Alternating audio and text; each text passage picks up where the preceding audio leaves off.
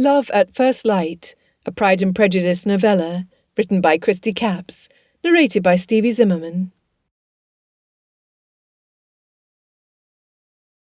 Chapter 1. Elizabeth Bennet had long accepted that Meryton assemblies suffered from a chronic shortage of gentlemen willing to dance. That evening, Mr. Bingley and his party might have improved the odds, from dismal to merely disappointing. Yet of the 3 gentlemen attending, only Mr. Bingley invited a partner to the floor. The newest resident of Hertfordshire appeared pleasant enough. He smiled, he danced, he made himself agreeable to every matron with an unmarried daughter. His sisters were another matter entirely. The married one, Mrs. Louisa Hurst, looked perpetually bored, and her husband moved immediately to the drinks table, establishing himself as a permanent fixture by the punch bowl. The unmarried one, Miss Caroline Bingley, was attached, quite determinedly, to the arm of a tall gentleman, whose expressions suggested he found the entire assembly beneath his notice. "Father reports that Mr. Bingley is an amiable man.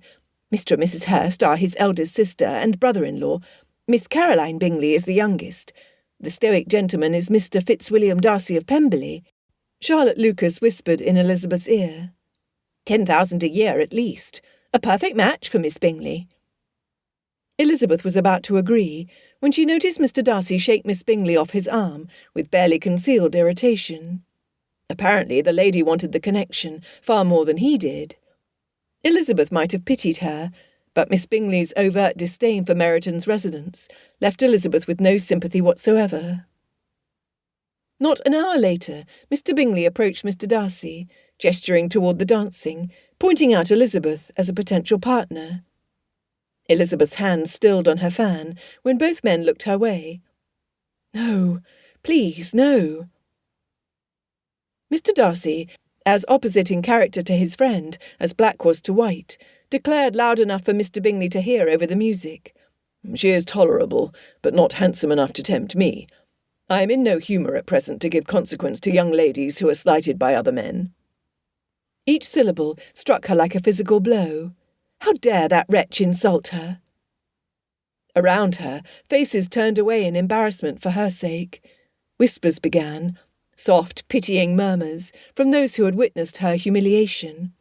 Mortifying shame inflamed Elizabeth's cheeks and scalded her throat, before igniting a fury so scorching it raged through her limbs. Lifting her chin, she stood, smoothing the front of her dress with trembling hands. Nostrils flaring, her eyes captured and held his in a piercing glare. Charlotte attempted to grab her arm. She missed. "Lizzie?" Ignoring the unspoken warning, Elizabeth approached the gentleman, grateful when Mr. Bingley walked away. Looking up at the tall form of Mr. Fitzwilliam Darcy of Pemberley, she grabbed fistfuls of her skirt to keep from striking him. In a harsh whisper that only he could hear, she lashed at him with her tongue. "I demand satisfaction, sir. Tomorrow morning at dawn, the field east of Netherfield Park. Bring your second. My father shall act as my second if I can keep him from injuring you first." He jerked back as if she had slapped him. "Satisfaction? You?" Elizabeth saw it all in his expression. Initial shock and disbelief were immediately followed by alarm and concern. She cared not one iota that she upset him after what he had said. "If you do not appear, I will not hesitate to blacken your name as the coward you are, until you will be the object of scorn in every London drawing-room," she snarled.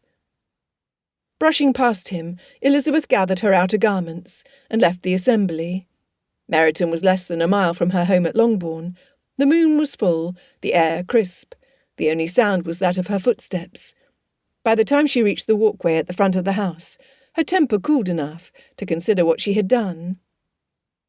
Her laughter, born of pure, unrestrained defiance, filled the air. Replaying the look on his face, his complete inability to process what happened was wildly satisfying. Mr. Darcy, so composed, so sure of himself in his arrogance, became utterly undone. His reversal was intoxicating. The man appeared to be a capable enough opponent, well-muscled and strong. Nonetheless, she knew her skills. Confidence squared her shoulders and stiffened her spine.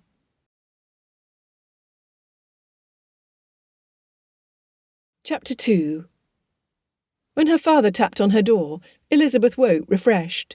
Moving the curtain away from the window, not a glimpse of light appeared on the horizon. Lighting a candle, she took her time washing, selecting a practical, comfortable garment in her favourite shade of blue, and braiding her hair simply. Peering into the mirror, confidence reflected back, and anticipation. Squaring her shoulders, she could not help but wonder how well Mr. Darcy slept. Was he as rested, eager to duel? She thought not. Sitting on the edge of the bed, she easily recalled the instant Mr. Darcy walked into the assembly. He caught her eye. Thick hair, and eyes so dark they looked black. Broad shoulders, large hands, and chiselled features that matched the man of her dreams, whom she eventually hoped to marry. His words crushed her heart, and those dreams. How could he be so handsome and cruel at the same time? The more she thought about Mr. Darcy, the more her ire rose. Breathing deeply to calm herself, she refused to let her emotions get the better of her. The task at hand required her to be sharp. Mr. Darcy had found her tolerable at best. Today she would prove to him what a woman of no consequence could do. Satisfaction curved her lips. Gathering her shawl, she joined her father in his library, where he was enjoying a steaming cup of tea. "If you do not mind satisfying my curiosity, I wondered, did anyone other than you happen to hear Mr. Darcy's insult?" Elizabeth easily recalled the setting. "I heard the whispers. Likely the tale spread throughout the room before I departed. The music was starting for the next set. Charlotte had crossed the room to speak with her sister. Mr. Bingley was talking to Jane, and Mr. Bingley's family were by the drinks table. When I issued my challenge, I made certain I whispered low enough that only he might hear." He nodded. "Very good. We would not want a crowd to appear at Netherfield, nor do I desire your mother and sisters to know. This situation needs to remain between the two of you and the seconds." Elizabeth pondered his wish. "I cannot know if he spoke with Mr. Bingley." "If so, we will deal with it accordingly." Pushing himself up from his chair, he held his arm out to Elizabeth. "Your weapons are already in the carriage, my dear girl. I checked them thoroughly. Are you ready?" "As I will ever be." Her father chuckled under his breath. "I wonder what weapons Mr. Darcy will bring to the field.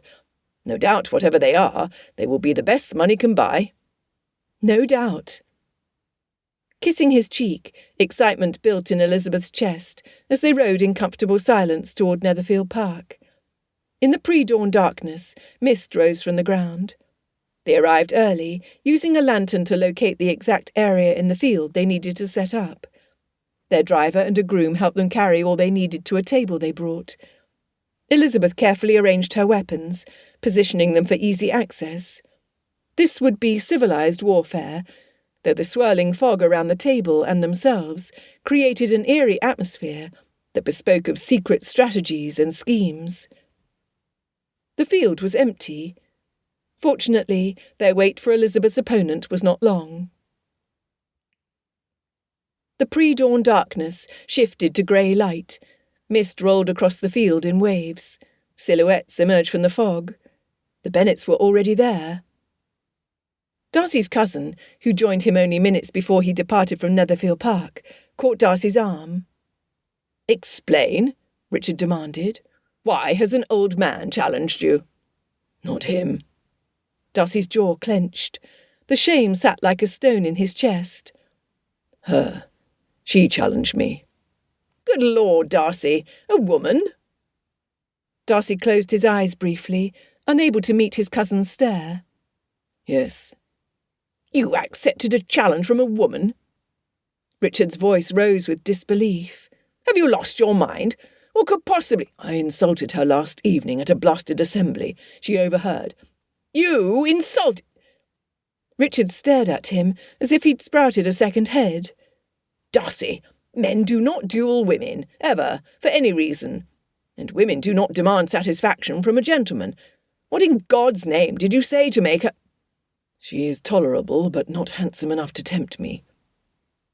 Even repeating the words made his face burn with shame. His cousin fell silent, his expression shifting from shock to something closer to disgust. You said that?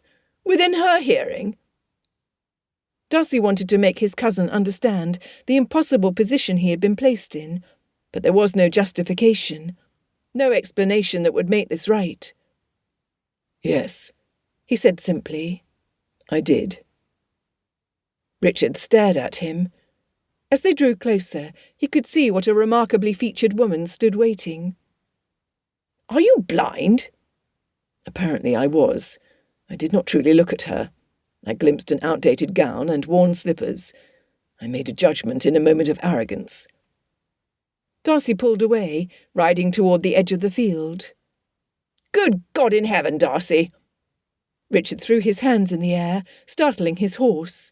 I rode through the night, thinking I would be standing second while you faced pistols.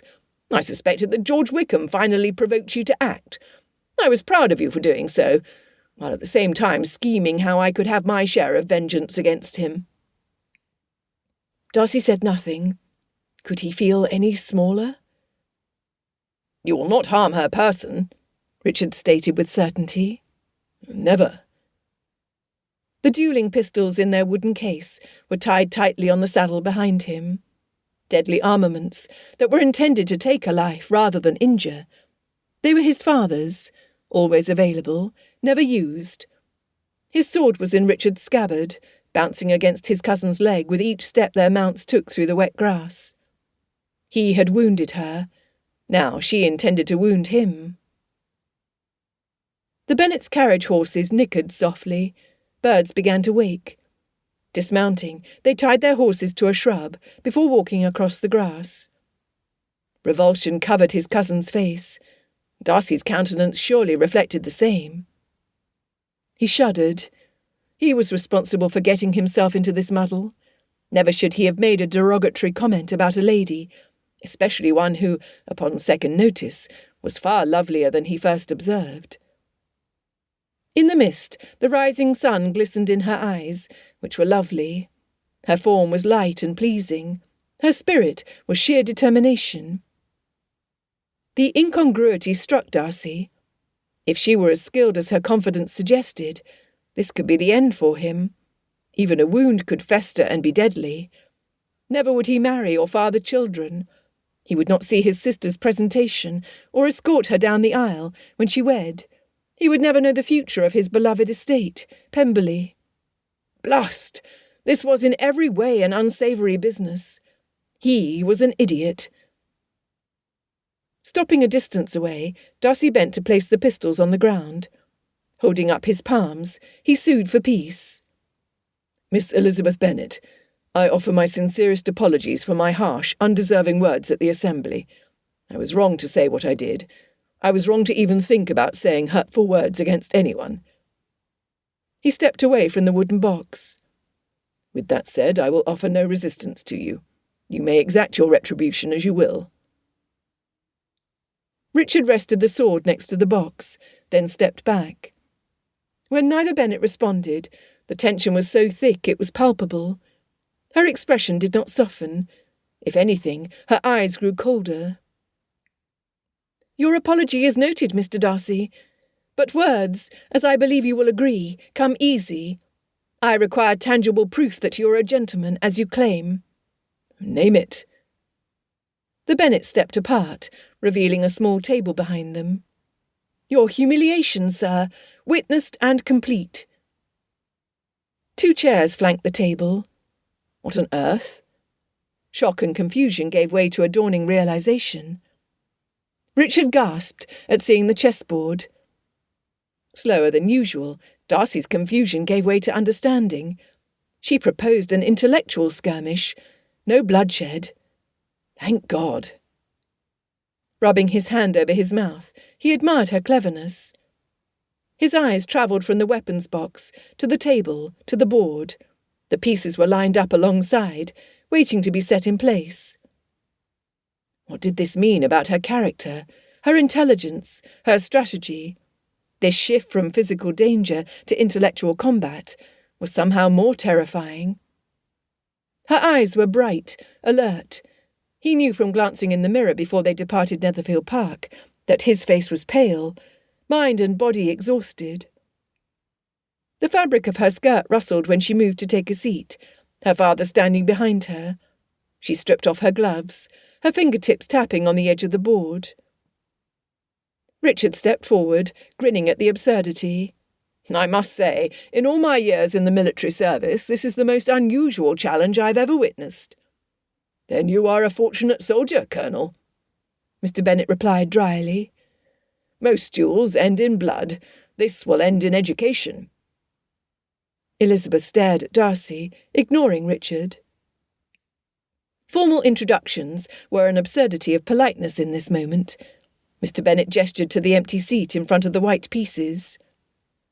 "Elizabeth, my second daughter, has been learning to play since the age of 10. She is a proficient, I believe. Since you shall start first, we shall see what sort of chess master you are, Mr. Darcy." Elizabeth added, "The terms are simple. Best of 3 games if we tie after the first 2.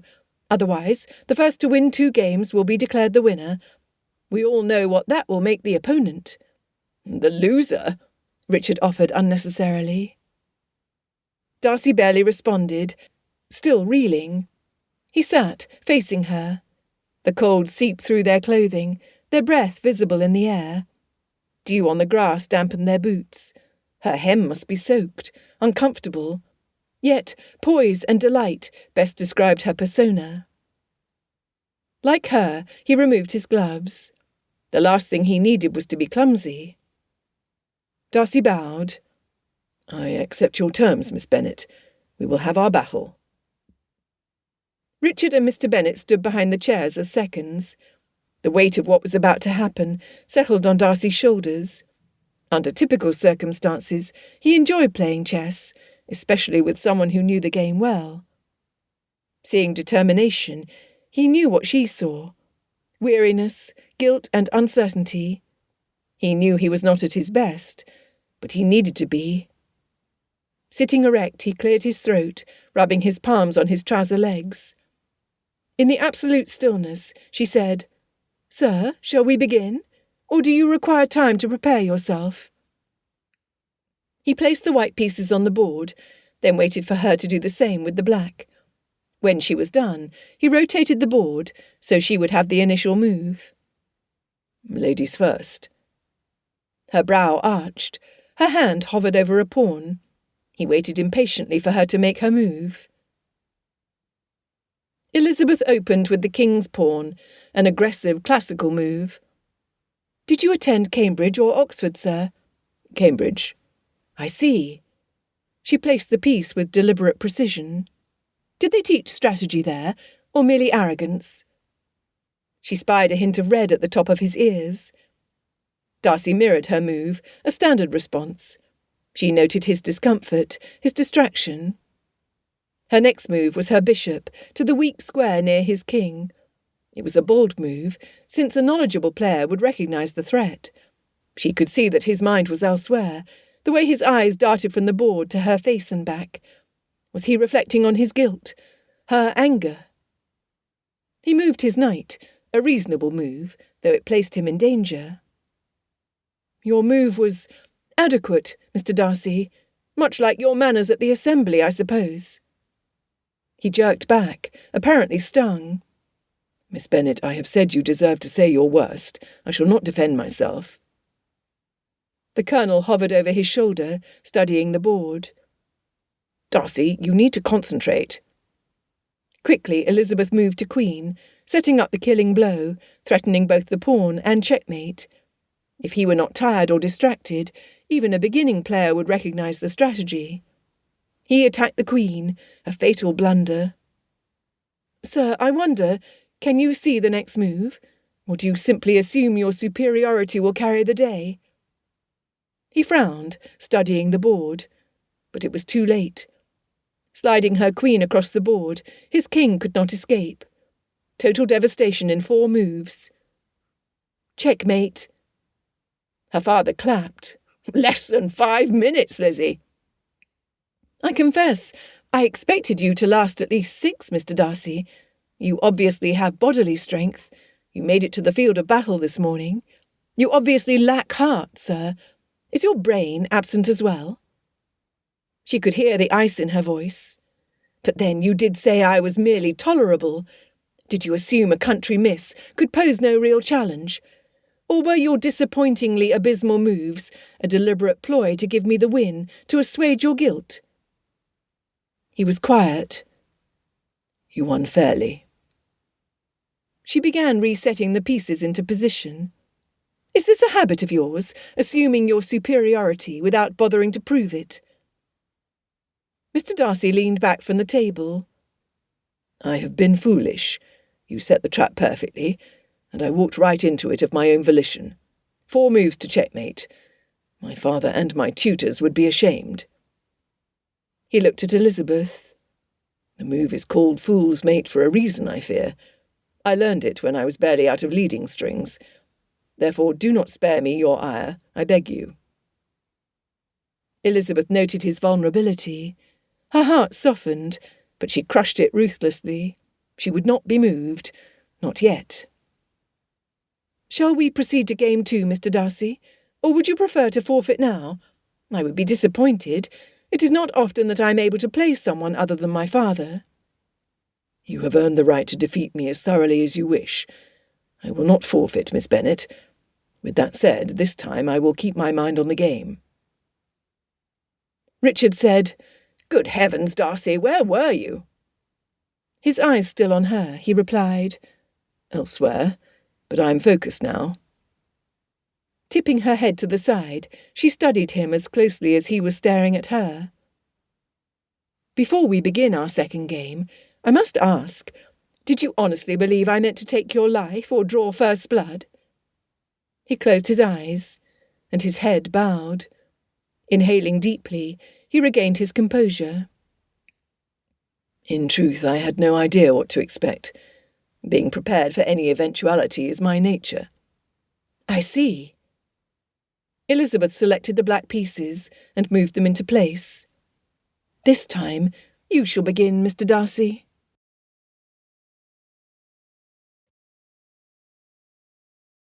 Chapter 3.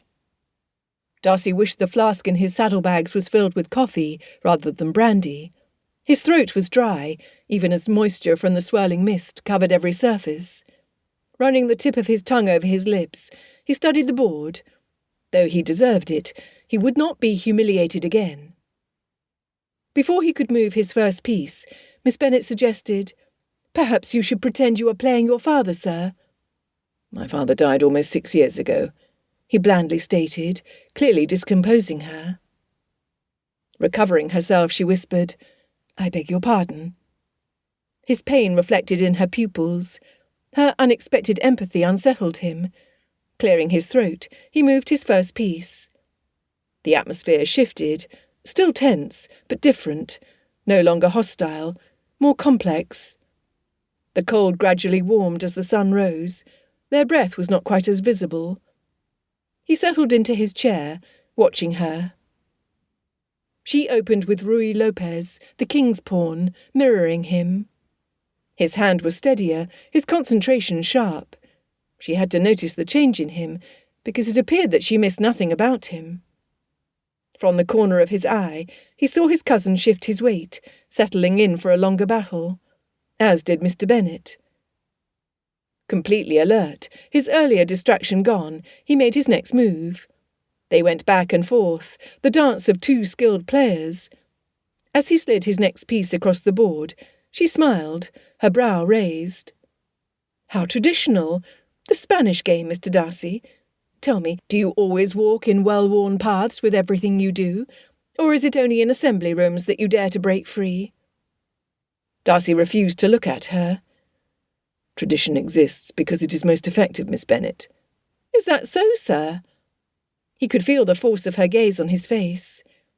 "You would describe yourself as a creature of habit, then?" Before Darcy could reply, Richard spoke. "He is very much a creature of habit, Miss Bennet. Painfully, annoyingly so." Her chuckle floated across the board, warming him. soothing him. After a particularly good move, she said, "You are a student of the game, I see." My father believed that chess reveals character. How so? She slid her pawn into place.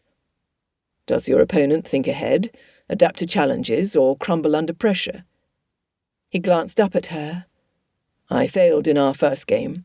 I shall not do so again. After almost 30 minutes of uninterrupted play, Darcy again surveyed the board. Miss Bennet had a maddening habit of dangling her piece between two squares, humming as she swung the piece back and forth, before placing it squarely where she wanted it. Was she toying with him? Was she not taking this seriously? When he bent over the board, the tops of their heads almost touched. He smelled roses. Lord! The game had become a genuine battle of minds.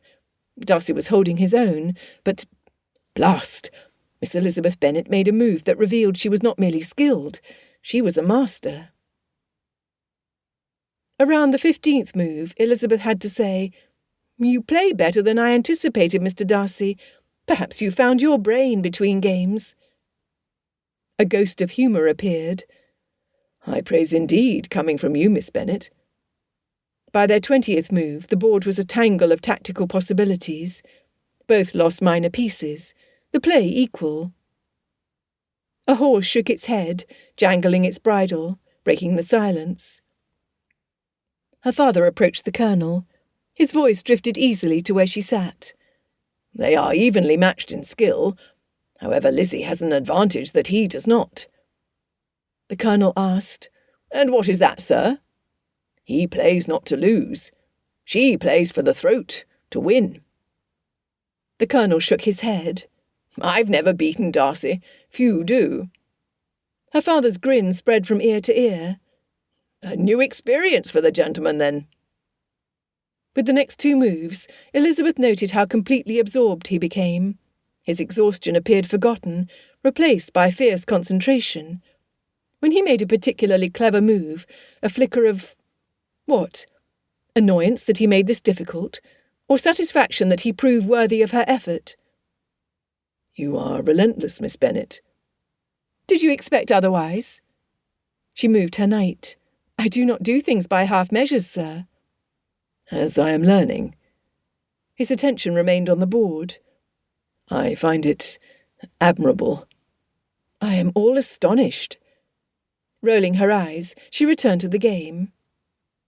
By move 24, Elizabeth was building an attack that Mr. Darcy defended well, but not well enough. Feeling the first flicker of respect, she said, "You are not a novice, are you?" Darcy met her eyes across the board. "Being thoroughly humiliated by a superior mind is a powerful motivation." A look of recognition, not warmth, passed between them, before they again paid attention to the game. 2 moves later, she sacrificed the exchange, rook for bishop, a brilliant tactical blow he did not see coming. Studying the position, Darcy saw the consequences of her daring move unfold over the next several moves. "Extraordinarily bold." "You disapprove of the sacrifice?" "On the contrary, I admire it," he said, still mentally calculating the results. "Though I suspect I shall regret that admiration in approximately 6 moves." Her expression lightened. "You see it, then?" "I do now. I am too late to prevent it, but I see it." He paused. "Brilliant, Miss Bennet." His cousin leaned forward. "What did she do?" Mr. Bennet replied, "See what happens next." Pressing his lips together, Darcy shifted in his chair. Despite his improved play, her move left him in a losing position. Refusing to give in, he fought on, finding the best defensive moves available, making her work for every inch. By move 35, she offered, "There is no shame in recognizing inevitability. You could resign." "Could I?" He laughed, mocking himself. "I would hate to miss how you finish the game." She paused her assault, apparently surprised by his admission. "You are gracious in defeat." "I am learning to be, thanks to an excellent teacher." The contempt in her eyes changed. though to what, Darcy could not name. Respect, perhaps, or the beginning of curiosity. One move later, his king had nowhere to run. Sitting back, her hands fell to her side. Despite the chill, her brow and upper lip were moist, evidence of the tension. "Checkmate," she said quietly, as some of her fury had burned away. Mr. Darcy held his king in his palm before laying the piece horizontally on the board in front of her queen. "Well proved, Miss Bennet." Tipping her head to him to acknowledge him, she was surprised when he rose from the chair, moving away from the table. "In these 2 games, you have shown me what sort of man I am. You have every right to your anger against an arrogant man who was blind to his own failures." He took a breath, the words difficult but genuine. "I deeply regret my words, my attitude, and any pain I caused you. I was catastrophically wrong in my flippant judgment of you. But not merely you, about what gives a person worth, what deserves respect." He met her eyes directly. "Your mind, your courage, your skill set you apart. I have never met your equal. I dismissed you as beneath my notice when the truth is that you surpass me in every way that truly matters. I spoke carelessly, cruelly, and you were within your rights to exact punishment. I only hope that some day, somehow, you might—" He trailed off, unable to finish. Elizabeth's voice was unsteady. "Might what, Mr. Darcy?" "Might think of me without complete contempt." Silence surrounded them. She searched his face for deception, for false flattery. His eyes held only contrition and regret. Her temper long subsided during the match, allowing uncertainty to creep in, yet she needed to make her point. Quietly but firmly she said, "Your apology is noted, sir, and your words are pretty. You have taught me today as well." "What is that?" "I accept your apology, Mr. Darcy. You have recognised your error and expressed your regret, which speaks better of you than your initial assessment of me did." Her chin lifted. "However, I have no wish to continue our acquaintance. I look forward to never seeing you again, sir." Darcy's breath left him, as if she had struck him across the face. After 3 steps toward their carriage, she stopped and looked back over her shoulder. Her eyes moved from Darcy to Richard, then back to Darcy. "Speak of this to no one," she said. Not a request, a command. Then she walked away, her spine erect, refusing to look back again. Darcy stood frozen as she retreated. Even in rejection, she was magnificent. Running his hand through his hair, Darcy swore under his breath. Mr. Bennet swiped the chess pieces into a box, gathered the board, and turned to him, before following his daughter to their carriage. "You played well, sir, in both games." Darcy knew what the man wanted to add, but not well enough. Their driver and a footman quickly carted the table and chairs to the Bennet conveyance. Within moments they were gone, leaving no evidence of the bloody battle that had occurred, no evidence of his defeat. Even so, she could have simply ignored him, dismissed him as beneath her notice. Instead, she gave him a chance to prove himself. Not once in his adult life had a female taken him to task. In fact, not once since his parents died had he received such pointed discipline. An ancient prophet concluded that discipline heeded bore peaceable fruit. He had to learn from his defeat. He promised himself that he would not shrug this off as an anomaly. He would not claim fatigue or indifference. No, the lessons would become part of his character, or his failure would be complete. Richard slapped him on the shoulder. "Well, that went rather badly." Waiting until they were out of sight, Darcy said, "I am going to marry her, Richard." "I beg your pardon?" Turning to his cousin, his expression intense, he confirmed, "I am going to marry her. I do not know how, but I only want Miss Elizabeth Bennet as my wife." Richard burst into incredulous laughter. "Darcy, she told you she looks forward to never seeing you again." A small, determined smile appeared. I know, which means I have a great deal of work to do. Clasping his shoulder, Richard chortled, A great deal of work indeed.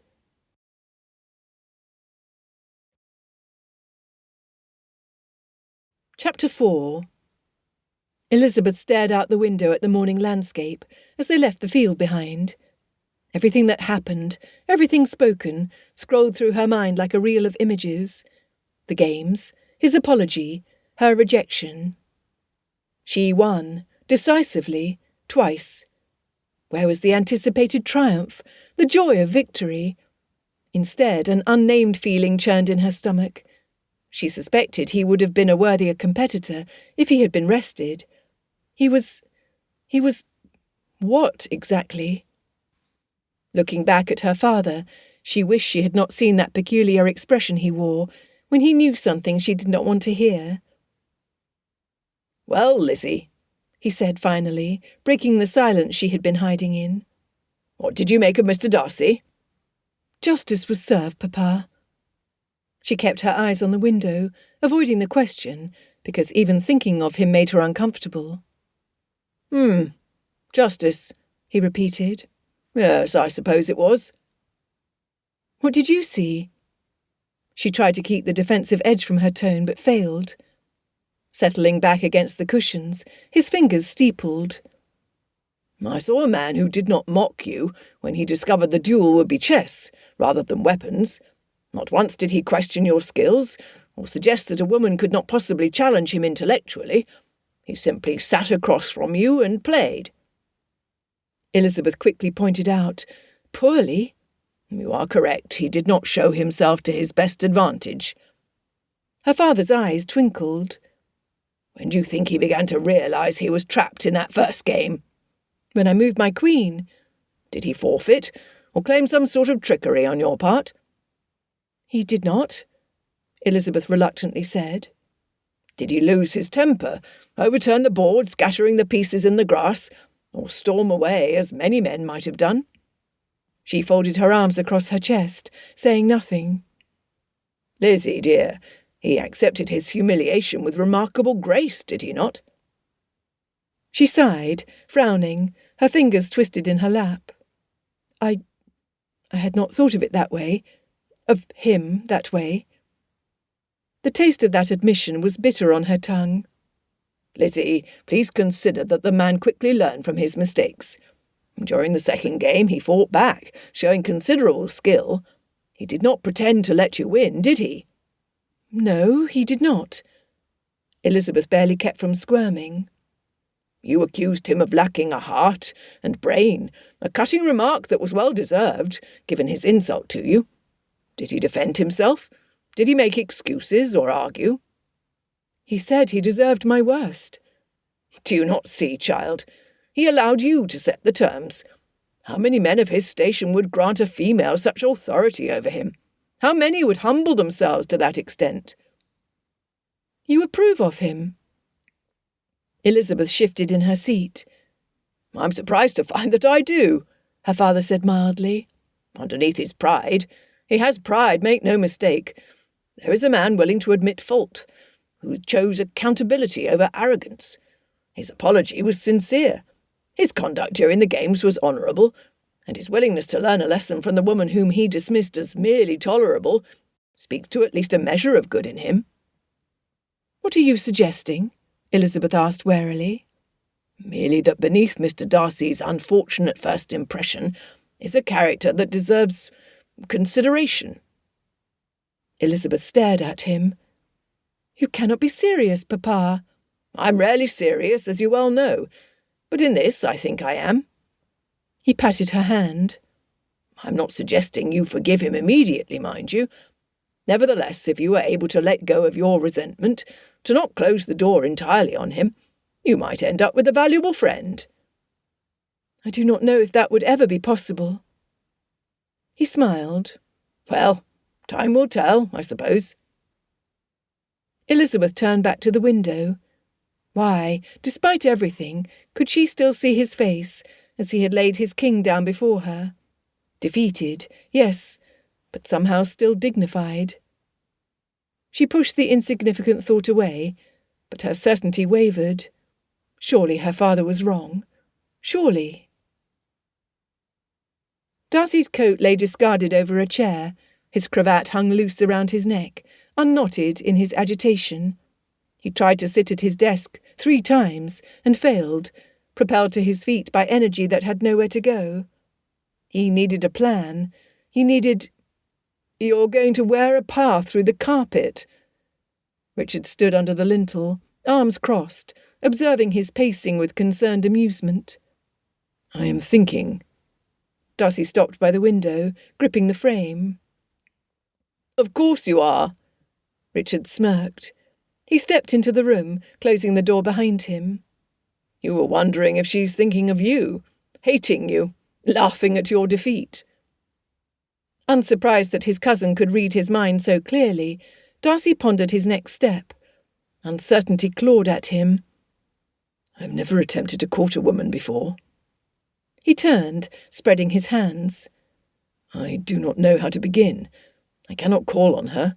I cannot write to her. I cannot send gifts. Every proper avenue is closed because I have no connection to her or her family." "Then do nothing," Richard suggested. "Let it go. Find another woman who does not despise you. Why, there must be hundreds in London alone who would accept a proposal with a crook of your finger and not a word spoken." "Never." The word came out harsher than intended. Darcy's hands clenched at his sides. "It must be her. Only her." Richard studied him with sharp eyes that missed nothing. "You have decided?" "I have." "You do realise you have known her for less than a day, that your beginning was unfortunate to say the least, and that this morning certainly could not have added to your appeal?" "I am aware." Richard shook his head in wonder. "Darcy, you spent 3 weeks poring over bloodlines, examining confirmation, and consulting with trainers before you decided between the chestnut and the bay mare. You made charts, for heaven's sake." Darcy remained silent. "And now, after a single morning in her company, without deliberation or any apparent concern for the impossibility of the task ahead of you, you decide you will marry her." Richard's expression was genuinely bewildered. "What happened to careful consideration? What did you see in her that inspired this quick decision? Explain it to me, I beg you." Dropping into a chair, Darcy leaned forward, his hands clasped between his knees. "I saw everything I missed at the assembly. Her courage." The word came with difficulty. "A woman challenging a man to a duel is unheard of, scandalous even. Despite the fact that it could have ruined her, she did it without hesitation, because I had wronged her, and she refused to let it stand." He looked up, meeting his cousin's eyes. "How many people have you met in your life who would fiercely defend their honour, risk everything for the sake of justice?" Richard nodded slowly, yet said nothing. "Her intelligence." Darcy's voice strengthened.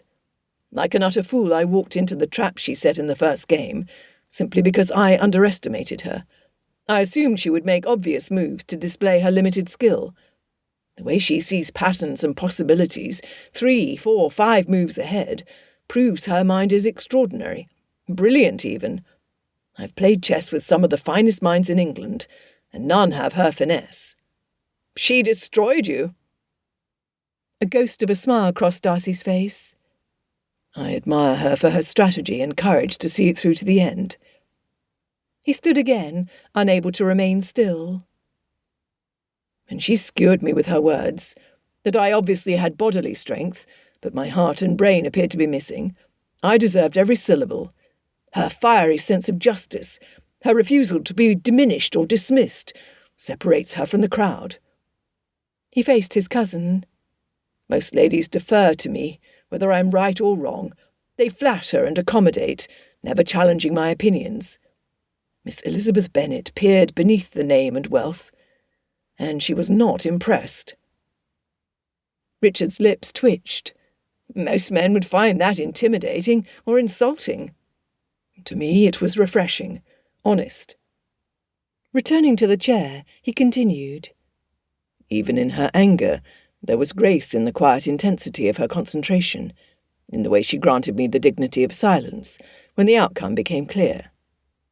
He met his cousin's gaze. She is not merely handsome, she is beautiful. Her mind, her spirit, her lovely face and form, her composure, and I failed to see any of these qualities at the assembly. And when she commanded us to speak of it to no one? Richard shook his head. That was not a woman seeking revenge, Darcy. That was a woman protecting everyone involved, including you. She could have spread this story throughout Meryton by nightfall. Instead, she chose to be discreet.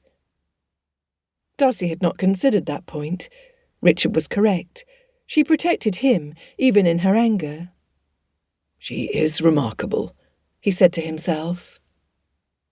The only sound in the room was the crackling of the fire. Slapping his hands on his knees, Richard said, "So, you decided to marry her without any clear plan for how to accomplish this impossible task." He stood and moved to the sideboard. With a glass of brandy in each hand, he arched his brow. "I know you, Darcy. Once you commit absolutely." Darcy took the glass, but set it aside on the table. "I will not waver because I have never been so certain about anything in my life. I am meant to be with her." He pressed his hand to his chest. "I cannot explain it properly. I know it here." "I suppose you know enough about her family, then?" Richard sipped his brandy, his expression pensive. "I know her." Finally, Richard said, "When a fortress is well defended with high walls and plenty of weapons, like your Miss Bennet, I must say a frontal assault always fails.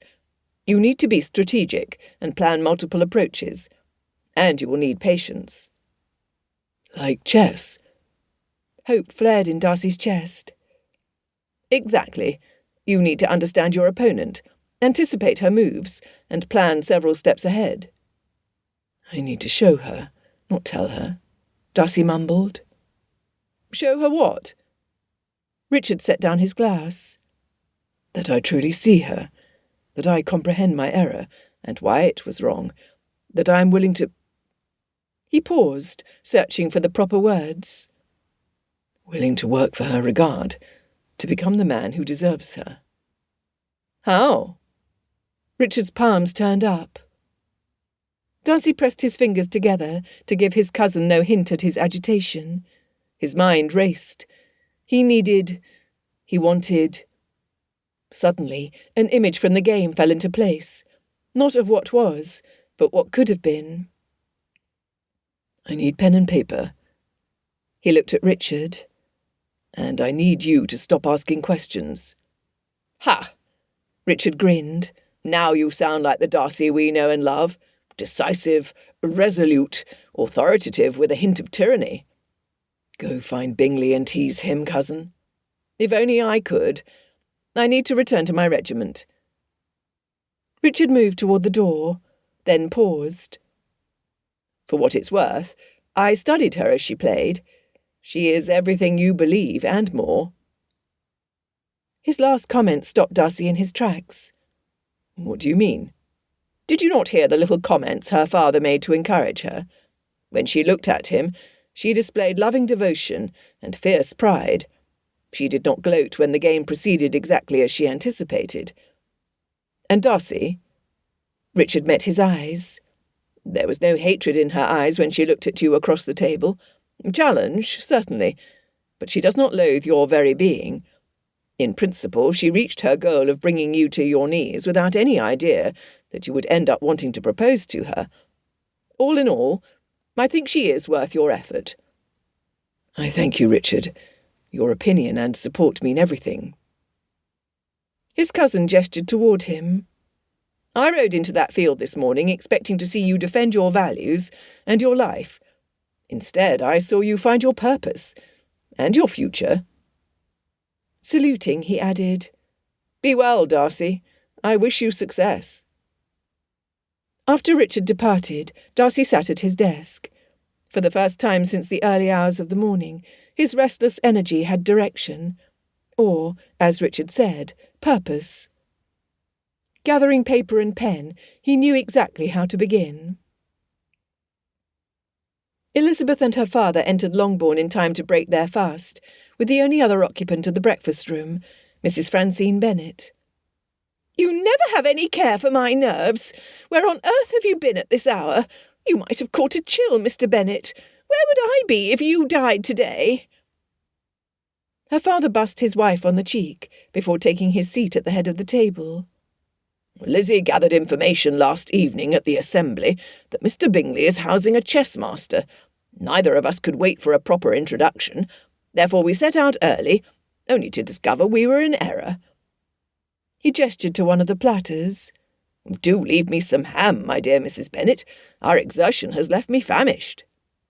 "Mr. Bennet, how you delight in tormenting me!" Her mother scoffed. "You presume to go to Netherfield Park early after a public ball? Why, what were you thinking?"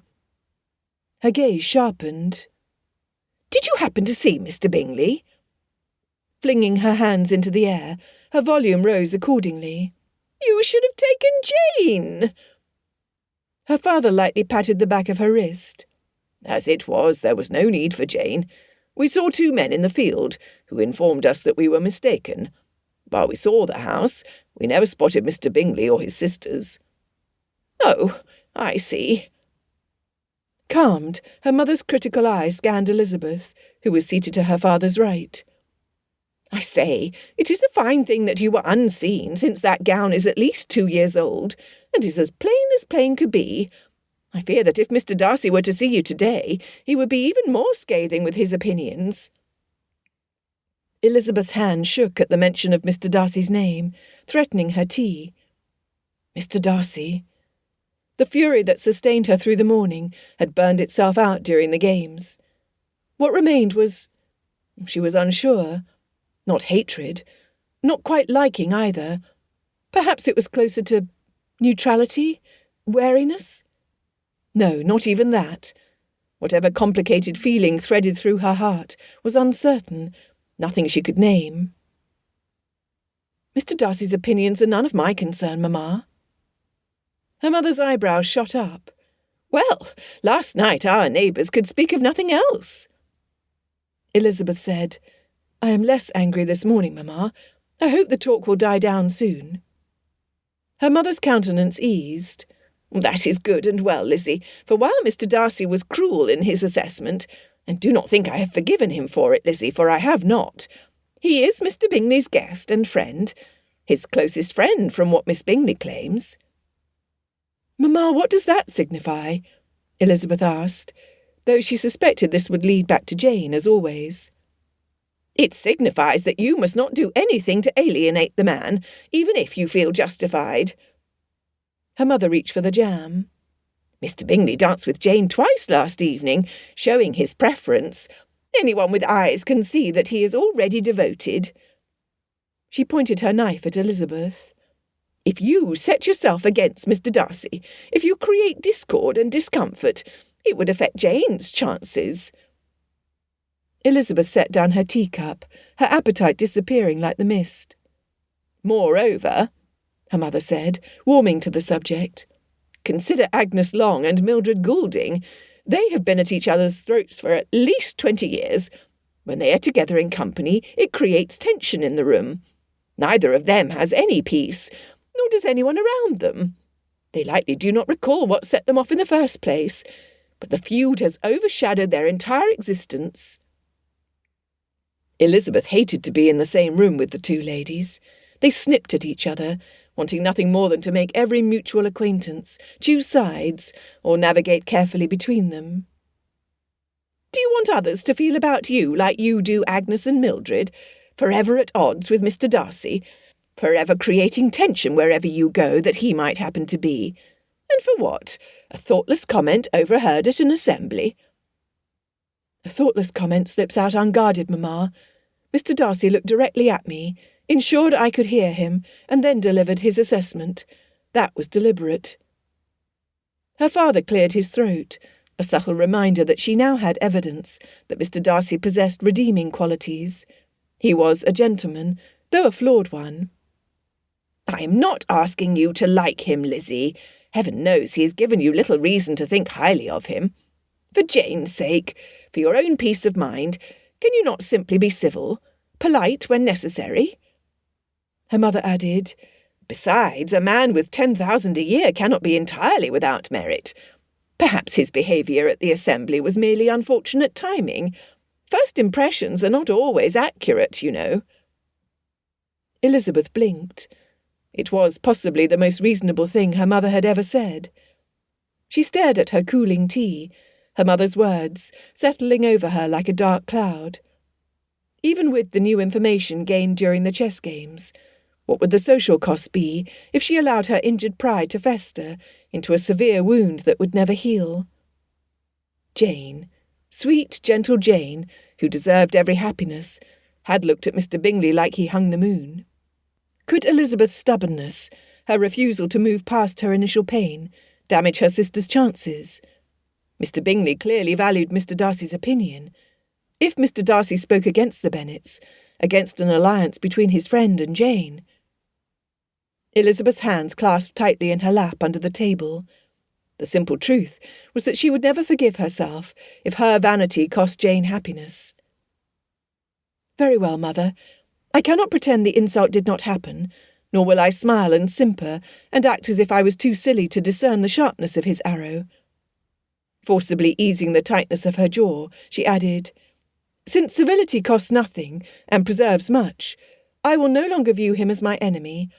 Instead, I will be polite when necessary, for Jane's sake. Nothing more than that, nothing less either. Only for Jane." "And who knows," her mother said, "perhaps once Mr. Darcy knows you better, he will revise his opinion. Men have been known to change their minds when given enough reason to do so." Elizabeth doubted that very much.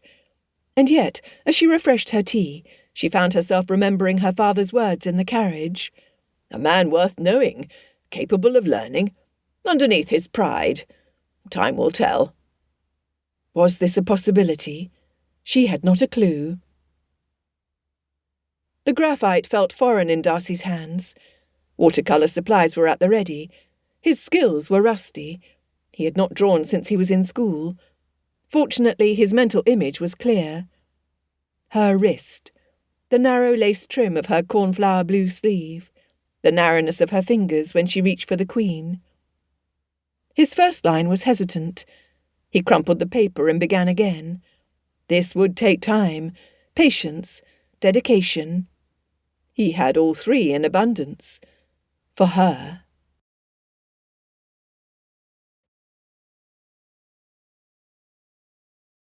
Chapter 5. Darcy studied his latest attempt. Better, much better, though it was not yet perfect. For her, it needed to be perfect. Gratefully, his mother believed that her son needed to know more than estate management. Before she died, she brought in masters to teach him at least the rudiments of music and art. He had not appreciated it at the time. After crumpling 6 sheets of paper, he considered hiring an artist. No, this was too important, too personal. He wanted her to have a token created by his own hands. He had a measure of skill, he had the time, and he was motivated. Placing another sheet of paper on the desk, he closed his eyes, summoning the image. Time passed unnoticed. His concentration was absolute. The next day Elizabeth was summoned to her father's study. When she entered, he handed her a small wrapped package. She turned it over. There was no note. "Papa, what is this?" He shrugged. "Jimmy Simmons found work at Netherfield Park. The lad left it with me moments ago." "Is it for Jane?" "I do not believe so. If Mr. Bingley's sisters were responsible, they would have included a name on the address. If Mr. Bingley sent it, well, he would not have sent it via courier, since he would have brought it himself." "I see." Elizabeth bounced it in her palm, weighing it and trying to guess its contents. Too light for a book, too flat for jewellery. "You think this is for me?" "I suspect it is, though we have no way of knowing until it is opened." Curious, she pulled the string holding the packet together. Turning back the outer paper, she exposed what was inside. Her breath caught. Her free hand went immediately to her throat. "What is it, Lizzie?" I do not know for sure, except— Elizabeth studied the heavy paper carefully, barely the size of her palm, before handing it to him. Papa, this is not the work of a casual artist. Look at the precision, the detail, the shading, the fine ink lines within a subtle watercolour. Her father studied it, then handed it back to her. Interesting. Whoever drew this took their time. Although it is smaller in scale, the chessboard has the same border embellishment as the one we took to the field. That is my sleeve, the exact shade of blue, the trim captured perfectly. My wrist, from the duel. So it would seem. Either Mr. Darcy or Colonel Fitzwilliam paid very close attention indeed. Mr. Darcy, Elizabeth breathed. Why would he— She stared at the drawing. Why would he notice? Why would he remember? Why would he care enough to recreate it? I think the better question is, why go to such effort? Her father's eyes twinkled. I suspect we shall discover the answer in time, since this appears to be one small piece out of a larger picture. Clutching it to her chest, she asked, "May I keep this, Papa, at least until we see if more pieces arrive? It might get lost in all your books and papers." Chuckling, her father granted his permission. Elizabeth hurried to her room. The artist noticed her every detail. He remembered, recreating it with precision. This was personal, deliberate, intimate. She could not stop looking at the drawing. With this, he changed the rules of the game to something she did not understand. He was no longer playing with pieces on a board, but with her mind, possibly even her heart. Her curiosity ignited, despite her determination to remain merely civil. What was he trying to say? And why did part of her want so desperately to know? Infuriating man. She set the drawing carefully on her dressing table, propping it against the mirror. Soon a gathering was scheduled at Lucas Lodge. Charlotte mentioned earlier that Mr. Bingley and his party were invited. Mr. Darcy would likely attend. She found, despite everything, that she rather hoped he would. She needed answers, nothing more. The game of cat and mouse began as soon as Darcy entered the drawing-room at Lucas Lodge. Ignoring the raucous laughter of Elizabeth's younger sisters, and her mother pointing to Bingley, he sought the woman who held his attention for 2 days. Mr. Bennet was not present. Darcy would have liked to have a word with him, to get his response to the artwork delivered to him.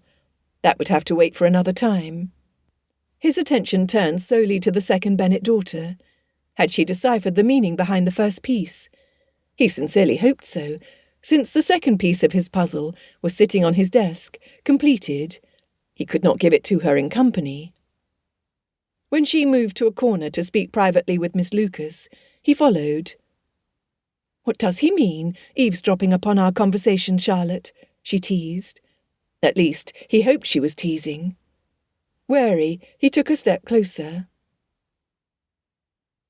Mr. Darcy approached with the quiet intensity he carried everywhere. His expression was unreadable. "Ladies?" He bowed. "Miss Elizabeth, might I have a word?" Charlotte's eyebrows rose almost to her hairline. She excused herself with barely concealed curiosity. Elizabeth braced herself. "Mr. Darcy?" She glanced around the room. "The Colonel did not accompany you?" "He returned to his regiment." "I see." He moved closer, not precisely improper, since they were still in full view of the room. Close enough that she could see the weave of his coat. Close enough to catch the clean, masculine scent of sandalwood and citrus. Close enough that if she shifted slightly, their sleeves would brush. Close enough that when he spoke, his voice was meant for her ears alone. She fought the urge to step back, to restore the proper distance. However, that would show weakness, and she refused to appear unnerved by his proximity. Even though she was. Unnerved, that is. "You seem well." His eyes studied her with a single-mindedness that made her want to look away. She did not. "I am quite well, thank you." Her voice was steady. "Good. And you, sir? Well enough.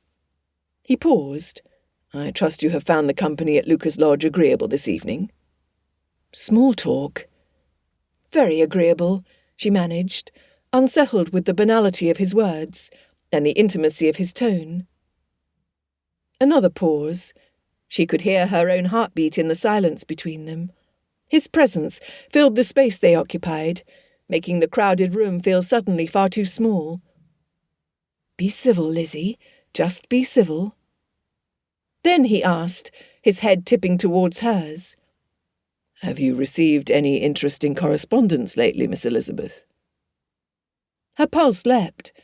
Somehow, in that moment, with him standing so close that she could see the exact shade of his eyes, dark, intense, watching her, she knew he was asking about the drawing, of her wrist. Taking a shallow breath, her throat tight, she said, I have received a drawing, sir, of a chessboard. She forced herself to meet his gaze directly. Her heart was hammering.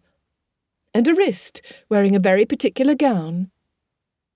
Something flickered in his eyes. Not quite a smile, but close. Satisfaction, perhaps, or pleasure that she had noticed. Is that so? Although his voice was carefully neutral, she caught the slight tension in his jaw. How curious. The air between them was charged, like the minutes before a storm. This close, she noticed the way a lock of dark hair fell across his forehead, the fine lines at the corners of his eyes. The breadth of his shoulders blocked her view of the room. And his hands, strong hands. Was that? Yes, just there, a shadow of ink beneath his thumbnail. Her stomach fluttered inexplicably. The artist captured the trim with remarkable accuracy. His eyes never left hers. Perhaps the artist had an excellent model to work from, and considerable motivation to render it faithfully. She should step back, should move away from this dangerous proximity, from the way his nearness made her too warm, made her thoughts scatter. She should not be wondering what those ink-stained hands looked like as they held a brush, creating the image of her person with such painstaking care. Should not, but was. Lizzie! Her youngest sister's voice cut through the tension like a knife. Come here at once. We must have dancing, and you must play. The spell, if it had been a spell, was broken. Mr. Darcy stepped back immediately, taking his warmth with him. Miss Elizabeth. He bowed. I hope you continue to find your correspondence intriguing. Then he was gone, moving back into the crowd, leaving her standing there with her heart still racing and her mind full of questions she could not answer. She endeavoured to regain her composure. Charlotte appeared at her elbow. What on earth was that about? Nothing. The lie came automatically. He was merely making conversation. Lizzie. Charlotte's expression was knowing. He was standing close enough to propose marriage, and you were looking at him as if I was not looking at him in a particular way. If you say so. Her friend's smile suggested she did not believe Elizabeth for a moment. Neither, Elizabeth suspected, did she. Pardon me, good friend. I need to temper Lydia's enthusiasm for dancing. Charlotte grimaced. You can try. Darcy needed Bingley's company to settle his racing thoughts. The way she looked at him when he mentioned the drawing, curiosity and hesitancy warring in her fine eyes. Well, Darcy, Bingley grinned. I see you are present in form, but I've been speaking to you for a full minute, and you have yet to acknowledge me. I beg your pardon. Chagrined at having been caught out, he inclined his ear to his friend. Before Bingley replied, his sister interrupted without ceremony. When Miss Bingley tried to brush Darcy's arm with her fan, he stepped back. How unusual, Mr. Darcy, for you to allow Miss Eliza to monopolise your attention for so long. I am quite astonished. Darcy's jaw tightened at the diminutive name, the faint sneer in her tone, and her predatory interest. I cannot imagine why this astonishes you, Miss Bingley. You have seen me speak with others before. Her smile was brittle. "Oh, I cannot imagine what you found to discuss with such a provincial for a full quarter hour. Come, I can guess what you are thinking. Shall I tell you?" "If you must," he replied. "Without doubt, you were considering how desperately you wish to be away from this tedious company, and return to town, where the individuals are more refined." "You are mistaken, Miss Bingley." The words came out more forcefully than intended. "I have been meditating on the pleasure a pair of very fine eyes, in the face of a pretty woman, can bestow." Her face lit, as if 1,000 candles surrounded her. "Indeed, you are quite the poet. Whose eyes inspired you, good sir?" She fluttered her lashes. "Never Miss Elizabeth Bennet, surely, no matter how she puts herself forward. Did you not find her barely tolerable?" Darcy's voice dropped to a lethal tone that made Miss Bingley freeze. "I will thank you to speak of Miss Elizabeth Bennet with respect. I inadvertently wounded her with a thoughtless remark at the assembly. I would do nothing, nor allow anyone in my presence to do anything that might continue to pain her." "Oh!" Miss Bingley gaped, uncertainty replacing her smugness. "I see. How gallant of you, Mr. Darcy, to concern yourself so deeply with the feelings of someone so far beneath us in consequence." "Is she beneath us?" He allowed a bit of steel into his question. "She is a gentleman's daughter. I am a gentleman. In this we are equal. Thus, who is below whom?" Snapping her fan closed, Miss Bingley sniffed, her eyes anywhere but on him. "I'm sure I do not know what you mean." Darcy said, "I am certain you do not." She moved away from him, her rigid posture broadcasting her offence. Darcy had no remorse. If his defence of Miss Elizabeth cost him Caroline Bingley's good opinion, it was a price he would gladly pay. Darcy turned towards a window. Across the room, Elizabeth stood in lively conversation with Miss Lucas. Animated in a genuine way, Miss Bingley could never be. He had spent years in London ballrooms with women like Caroline Bingley, who smiled with calculation, who spoke with artificial sweetness, and who valued connections and consequence above all else. Women who would never challenge his opinions, never surprise him, never make him examine himself. He had been bored, and never realised it until that moment. Miss Elizabeth had done nothing but challenge him from the moment she overheard his foolish insult. She looked past his name and fortune to judge his character. There was no comparison between her and Miss Bingley's sort. Bingley's sister and her ilk represented everything hollow in his world. Miss Elizabeth was truth in a world of carefully constructed illusions. He had made the correct choice, the only choice. Now came the challenge of convincing her.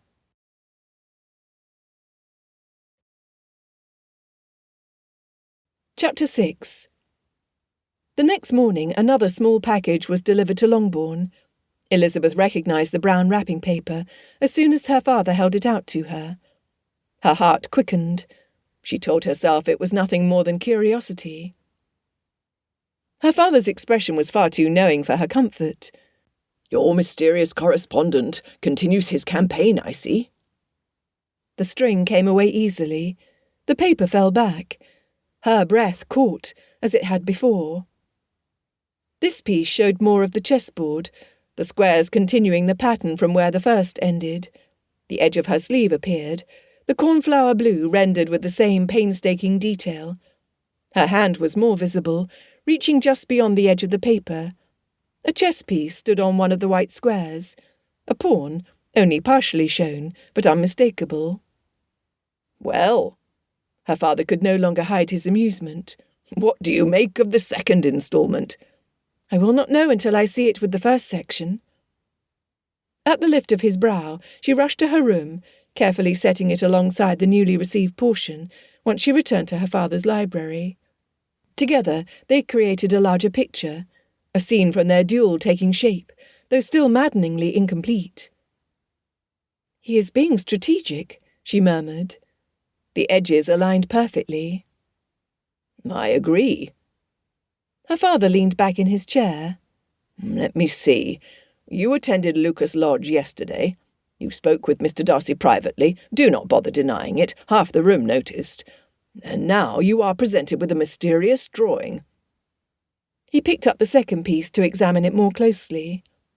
"His technique is precise, with extraordinary attention to detail. Notice where the pawn is placed. He positioned it directly in the centre of the square. This is not a casual sketch, dear girl, but a work of careful deliberation. Hours of work, I should think." He looked at her over his spectacles. "The sender is quite determined to communicate his message to you."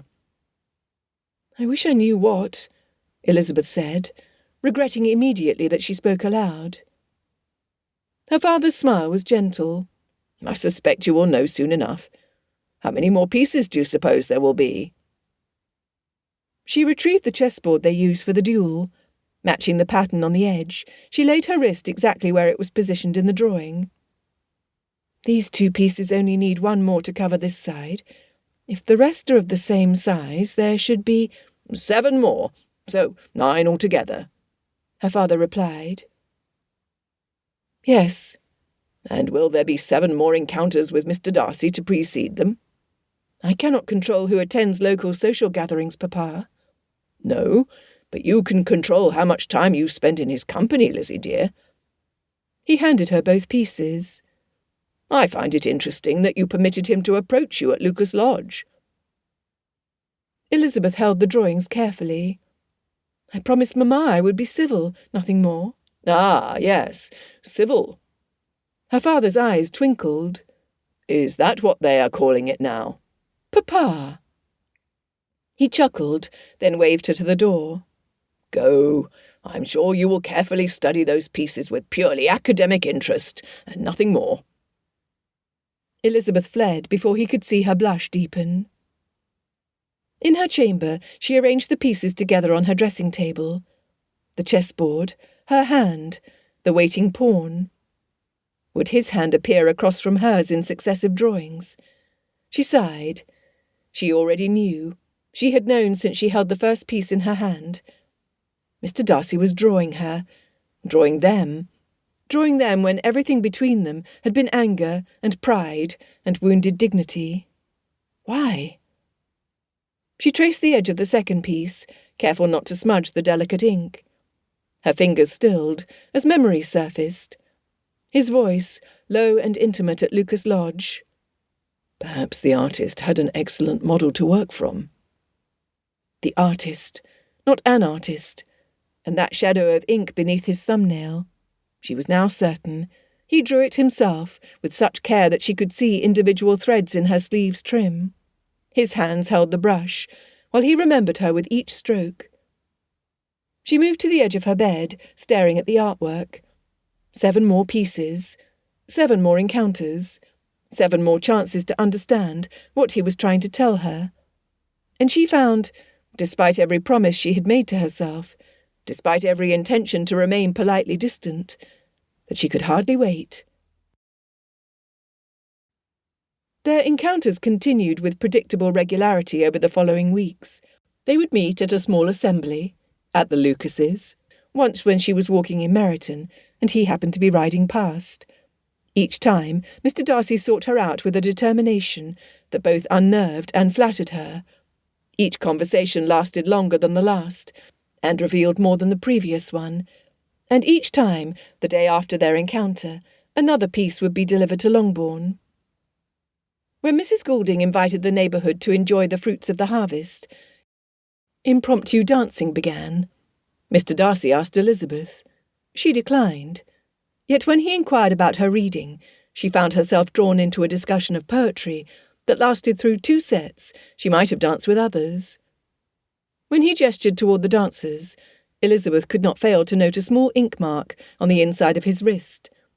Once he departed, she smiled to herself. Proof positive. Charlotte observed with raised eyebrows. "He seeks you out, Lizzie." "He's merely attempting to make amends," Elizabeth protested, though even she heard the weakness in her own defence. At tea with the Lucases, Miss Bingley's increasingly pointed attempts to gain his attention might as well have been directed at the furniture, since Mr. Darcy chose to spend the entire visit at Elizabeth's side. In Meryton, when she was walking with her sisters, he dismounted from his horse to speak with her. Mr. Bingley immediately followed suit, offering his arm to Jane. Their younger sisters giggled and whispered, while Mary begged them to regain their composure. Elizabeth barely heard them. In the bright autumn sunlight, she could see evidence of sleepless nights in his eyes. Was he working on the drawings late into the evening, sacrificing rest to create this for her? The thought unsettled her more than she wished to admit. Piece 3 arrived, showing both forearms clearly visible, and more chess pieces dotting the board. She recognised the position, the same opening from their first game. Piece 4 prominently revealed the base of the queen piece, hands drawing closer together. Piece 5 showed the positioning with unmistakable intimacy, two hands approaching the same space on the board. She arranged them carefully on her dressing table each time, studying how they fit together. Missing were 3 pieces across the top and the centre. She was unable to keep from anticipating what the image would reveal once it was complete. What she had not anticipated was how she found herself looking for him when she entered a room, found herself disappointed on the rare occasions when he was not present, found herself noticing small things, how he truly listened when she spoke, as if her words mattered to him, the way he remembered details from previous conversations, the intelligence in his observations, and the unexpected humour that occasionally surfaced. And always the ink stains, faint shadows on his fingers, or a smudge on his cuff, as if he wanted her to know it was him. "You are softening toward him," Jane observed one evening as they prepared for bed. Elizabeth wanted to deny it. She could not. "He is not what I thought," she finally said. "He is far more than the man who insulted me." Jane agreed. "I suppose that he has discovered that you are far more of a woman than he first thought, Lizzie. He is pursuing you steadily, and you are not running from him." "Not any more," Elizabeth whispered to herself. The neighbourhood noticed. Her mother vacillated between delight at the prospect of Mr. Darcy's interest in one of her daughters, and frustration that it was Lizzie instead of Lydia who claimed his attention. Jane teased Elizabeth privately, though her focus was mainly on Mr. Bingley. Charlotte said nothing, but her knowing smiles spoke volumes. Even Mary, Kitty, and Lydia, usually oblivious, remarked on how often Mr. Darcy found reasons to speak with their sister. "He is always staring at you, Lizzie," Lydia complained. "It is most odd, since Jane is the prettiest, and I am the liveliest. Mamma says so." Elizabeth bit back a smile. Trust Lydia to make Mr. Darcy's attention about herself. All in all, Elizabeth could not deny that it was in every way particular. 3 days after the 5th piece was received, a note from Netherfield Park invited Jane for tea with Miss Bingley and Mrs. Hurst, while the gentleman dined with the regiment's commanding officer. Their mother insisted Jane go on horseback, despite threatening skies. Elizabeth observed the storm clouds gathering with growing unease. From experience, she knew how often her mother's plans went awry. Late that evening, a message from Netherfield was delivered, with news that Jane was unwell. By the next morning, Elizabeth's fears were confirmed. Jane had caught cold in the rain and was too ill to return to Longbourn. She remained at Netherfield, and she wanted Elizabeth. Without hesitation, Elizabeth donned her coat and walking boots, gathered her bonnet, gloves, and a scarf, and departed on foot. 3 miles passed in a blur of worry for Jane, and feelings she refused to examine too closely. She deliberately would not allow herself to think about who else would be at Netherfield. She would not allow herself to acknowledge the flutter of anticipation beneath her concern for Jane. She was going only for her sister. It was, perhaps, the least convincing lie she had told herself in weeks. Darcy looked up from breaking his fast as the door opened. "Miss Elizabeth Bennet," the butler announced. His heart stopped. She stood in the doorway, breathless and glowing. Her hem and petticoat were muddy, hair escaped its pins, dark curls framing flushed cheeks. Her eyes were bright with exertion and worry for her sister. She was the most beautiful woman he had ever seen. "Good heavens, Miss Eliza!" Miss Bingley's voice disturbed his thoughts. "Did you walk here?" "I did. I came as quickly as I could. My sister's note said she is unwell." 3 miles? She walked 3 miles down muddy lanes because her beloved sister needed her. While Miss Bingley and the Hursts concerned themselves only with their own interests, Elizabeth acted. "How very devoted," Miss Bingley said, her tone dripping disdain. Bingley readily agreed. "Your kindness to your sister is exemplary, Miss Elizabeth." Devoted, kind. Yes, that perfectly described Elizabeth Bennet. He saw the anxiety for her sister as Bingley explained Miss Bennet's fever. Elizabeth cared nothing for her appearance, nothing for Miss Bingley's thinly veiled contempt. Nothing mattered except her sister. This fierce, loyal, compassionate woman would weather any storm for those she loved. Georgiana, shy and wounded, still recovering from Wickham's treachery, needed someone like her. Elizabeth would be exactly this sort of sister to her, protective, devoted, unflinching. She would sacrifice for Georgiana as fiercely as she did for her eldest sister. Pemberley's tenants needed a mistress who would care for them as people, not obligations. He knew as certainly as he knew his name that she would not hesitate to walk the same distance to reach a sick child or a woman in need. His heart thumped loud enough that he feared the others could hear. She was everything. "Allow me," he heard himself say. "I know which room Miss Bennet occupies. I will show Miss Elizabeth the way." Miss Bingley's objection was swift, but he ignored it. This gift, her presence here, was not anything he intended to waste. If he was fortunate, if he was careful, if he was patient, she might come to see that this was where she belonged, with him.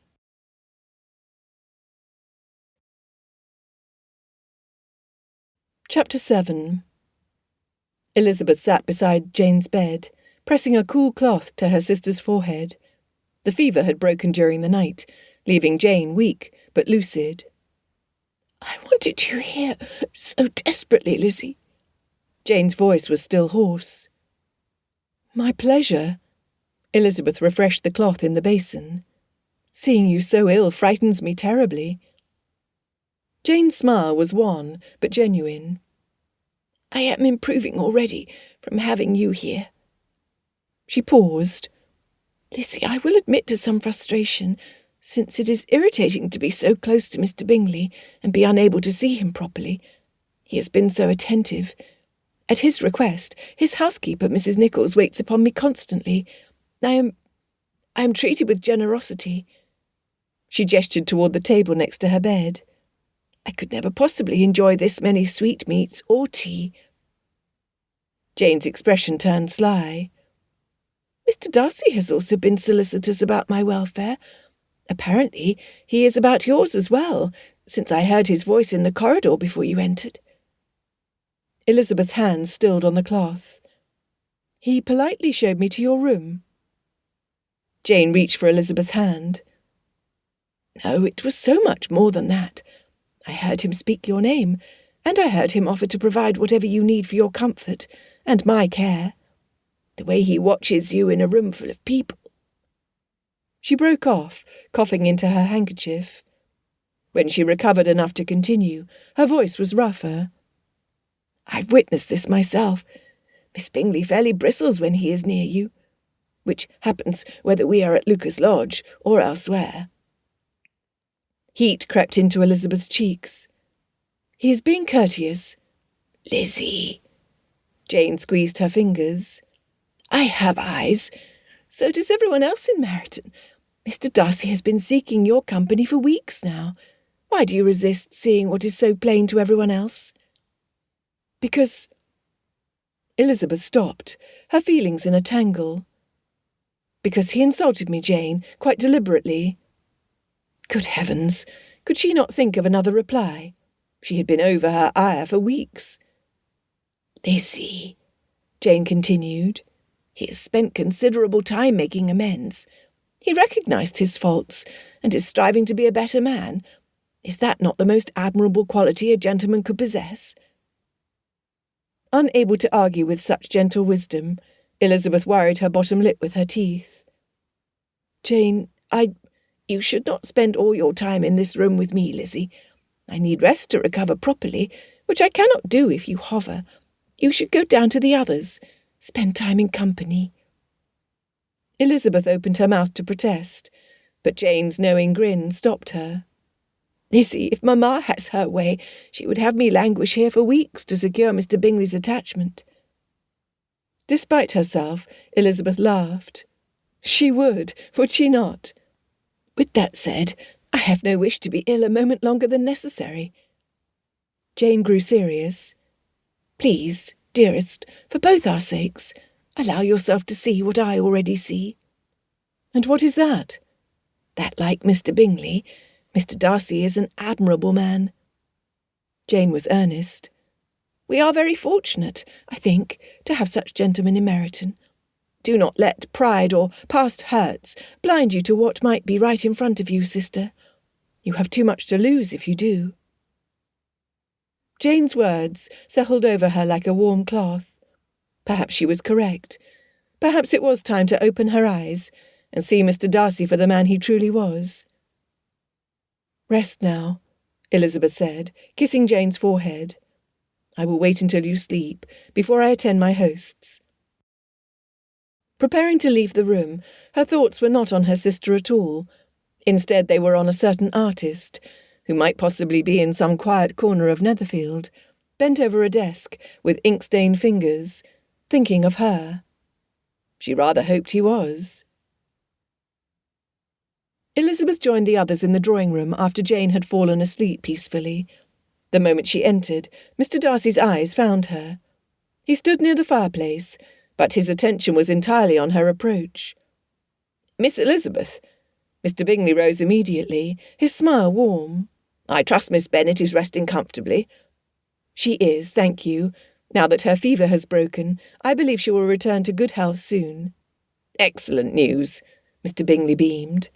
"I'm hoping you choose to remain to care for your sister. If you both stay at Netherfield for at least a few more days, you can see to her recovery. Your presence much improves the house." "How kind you are, sir," Elizabeth said, taking the seat he offered near the fire, which happened to be adjacent to where Mr. Darcy stood. Miss Bingley's voice pierced the quiet of the room. "Miss Eliza, I was quite shocked to see the state of your petticoat. 6 inches deep in mud. I cannot imagine walking 3 miles through such conditions. But then you country girls are so much hardier than London ladies."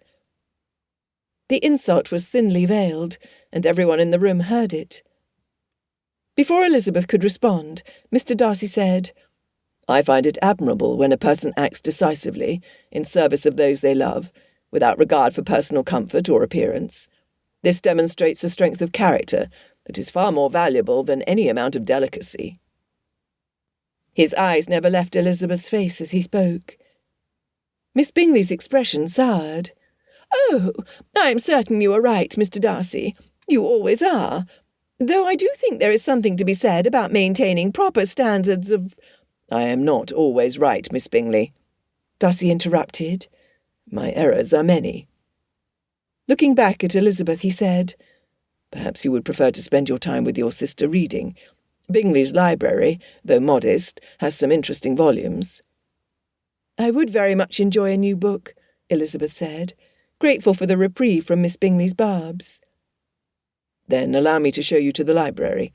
I am familiar with Bingley's collection and can make a recommendation to suit your tastes." He extended his hand to help her rise. Elizabeth took it without thinking.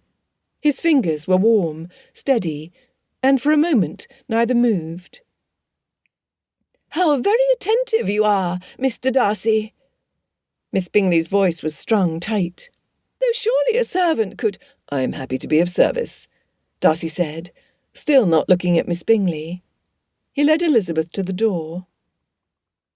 As they stepped into the corridor, they heard Miss Bingley's sharp exhale of frustration.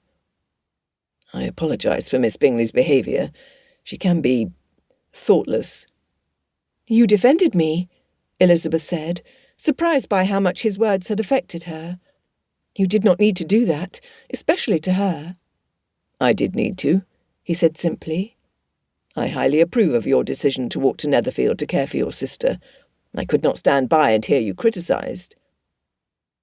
They walked in silence down the corridor. She was acutely aware of his presence beside her, of the inches between them that were charged with possibility. "The library is ahead," he said, as they rounded a corner. "There is something I should tell you first." "What is that?" He stopped walking, turning to face her. In the dimly lit corridor, his eyes were almost black, intense and searching. Elizabeth's heart raced. "My project. For you, He paused, mustering his courage. "If you permit it, I would very much like to show you." Elizabeth's breath caught. "Show me what?" "Come with me," he said. "Please." Without quite knowing why, Elizabeth followed him deeper into Netherfield. He did not lead her to the library. Instead, he stopped before a door near the end of the corridor, one she had not noticed before. His hand hesitated on the handle. "This is Bingley's study," he said. "He has allowed me to use it during my stay. My valet, Parker, is inside, so we will not be alone." He cleared his throat.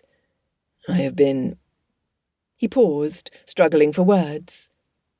"I have been spending my evenings here." He opened the door, and Elizabeth entered. An older man sat reading in the corner, not looking up when they walked in, but clearly aware of their presence. The room was small but comfortable, lit by several candles, clustered on a large mahogany desk near the window. When Elizabeth saw what lay on the desk, she could only stare. Drawing paper, dozens of sheets, some completed, some half-finished, others crumpled and discarded. Ink bottles in various shades sat next to pans of paint, fine brushes arranged with careful precision. In the centre of it all was a drawing in progress. The chessboard. Turning to face him, she asked, "Why?" He stood just inside the doorway, his expression unguarded. "I needed to show you, because I could not find the words I needed to say." He gestured to the scattered papers. "That morning, when you defeated me, forcing me to see myself clearly, changed everything. You changed everything." Elizabeth's hand went to the desk, steadying herself. Among the chaos, she spotted earlier attempts. Some had her wrist in the wrong position, others showed the proportions of her fingers wrong. Proof that he had worked and reworked each piece until it was exactly right. She glanced at him, puzzled by the depth of emotion in his voice. "I could not stop thinking about you, about that morning, about the way you held yourself with dignity, even in your anger, about how you gave me exactly what I deserved, and somehow made me grateful for it."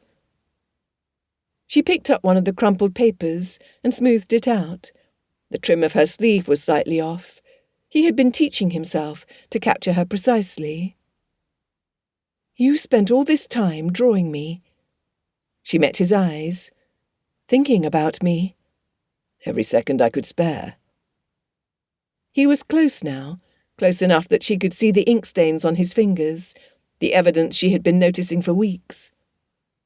"I wanted you to see what I saw, not the woman I dismissed at the assembly, but the woman I have come to—" He stopped, the words too large for the moment.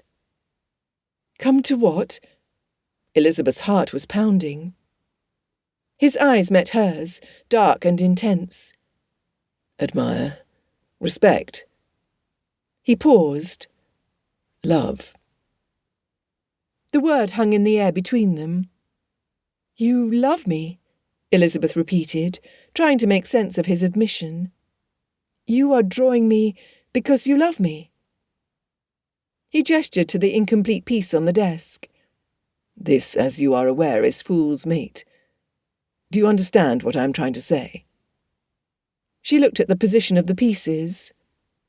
You walked into my trap. 4 moves. Yes. He moved closer still, until they were standing side by side at the desk. 4 moves. 4 moments that changed everything. The first, when you challenged me. The second, when I realized I was blind to your trap. The third, when you claimed my queen, and I understood how badly I underestimated you. The fourth, when you declared checkmate, and I knew in that instant that I would never be the same. He turned to face her fully. 4 moves, Elizabeth, and my heart was yours. Her eyes widened at hearing her given name from his lips. I know I have no right to your regard, he said, laying out his vulnerability for her to see. I know what I said at the assembly can never be unsaid. But Elizabeth... Her name sounded like a prayer. I have spent every day since trying to become the man who might deserve you. I have drawn these pieces not as an apology, but as a promise that I see you, that I value you, that I... Love me, she finished, her voice barely audible. Yes. The word was simple, absolute. God help me. Yes. Elizabeth stared at him, the man who defended her to Miss Bingley without hesitation, who looked at her now as if she were the only woman in the world. I do not know what to say, she said. You do not need to say anything. He moved back, giving her space. I do not expect... I am not asking for... He ran his hand through his hair. I simply needed you to know, to understand what you have done to me, what you mean to me. She counted the pieces on the desk. 1 was missing. You sketched the whole chessboard, then divided the drawing into pieces. I did. He lifted the corner of the paper. Before I gave one of the pieces to you, I filled in the details. She had to ask. The 9th piece, what will it show? His smile was slight. You will have to wait and see. That is, if you wish to continue receiving them. And if I do not? A bolt of pain crossed his face. Then I will stop, immediately, all of this. He gestured to the papers on the desk. Would be consigned to the fire. I would never... No! The word burst from Elizabeth before she could stop it. You cannot!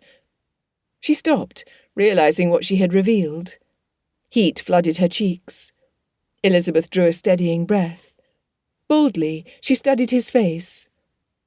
Mr. Fitzwilliam Darcy, I want to see the 9th piece. Hope flickered. No blazed in his expression. You do? Yes, I want to see how this story ends. Then you shall. He selected a finished piece, handling it with reverent care, before offering it to her. This is the 6th. 3 more remain. 3 more encounters? If you will grant them to me. Elizabeth reconsidered Jane's words, of what she stood to lose, if pride and past hurts blinded her, of this man standing open and honest before her, so different from the proud gentleman who insulted her weeks ago. I will.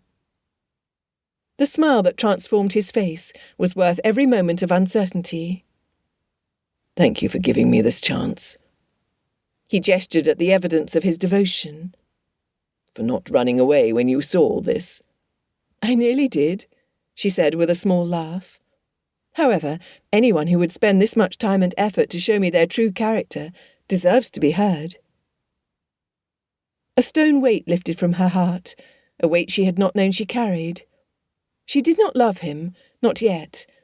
Nevertheless, the beginning of it, the possibility of it, pleased her. I should return to Jane, she finally said, though she did not move. Of course. He did not move either. The others will wonder where we are. They will. Still neither of them moved. Finally, with visible effort, he stepped back and opened the door. I will escort you back to her room. As they left the study, Elizabeth glanced back. His valet looked up from his book with a small, knowing smile before returning to his reading. The papers on the desk lay undisturbed. 2 hands reaching toward the same piece.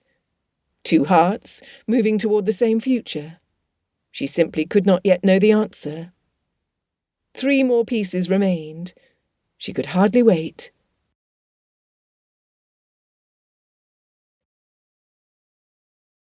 Chapter 8. Elizabeth woke the next morning with the 6th piece tucked carefully in her reticule. There was a lightness in her chest she had not felt in weeks. When she checked on Jane, she could not hide her growing happiness. "You are glowing, Lizzie," Jane said, her voice still raspy. "Sit, please.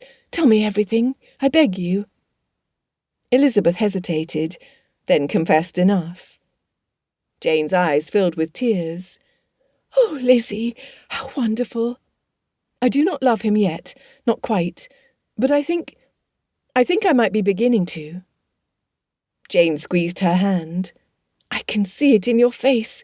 You look at him differently now."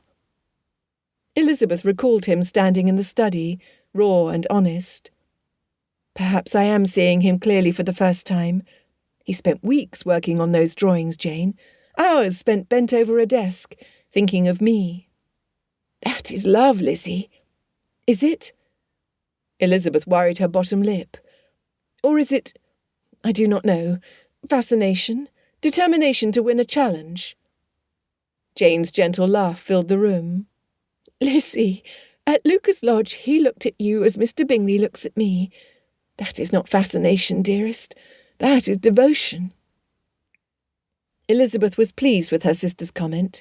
She wanted to believe in Mr. Darcy's devotion. "I am frightened," she said. "What if I am wrong about him?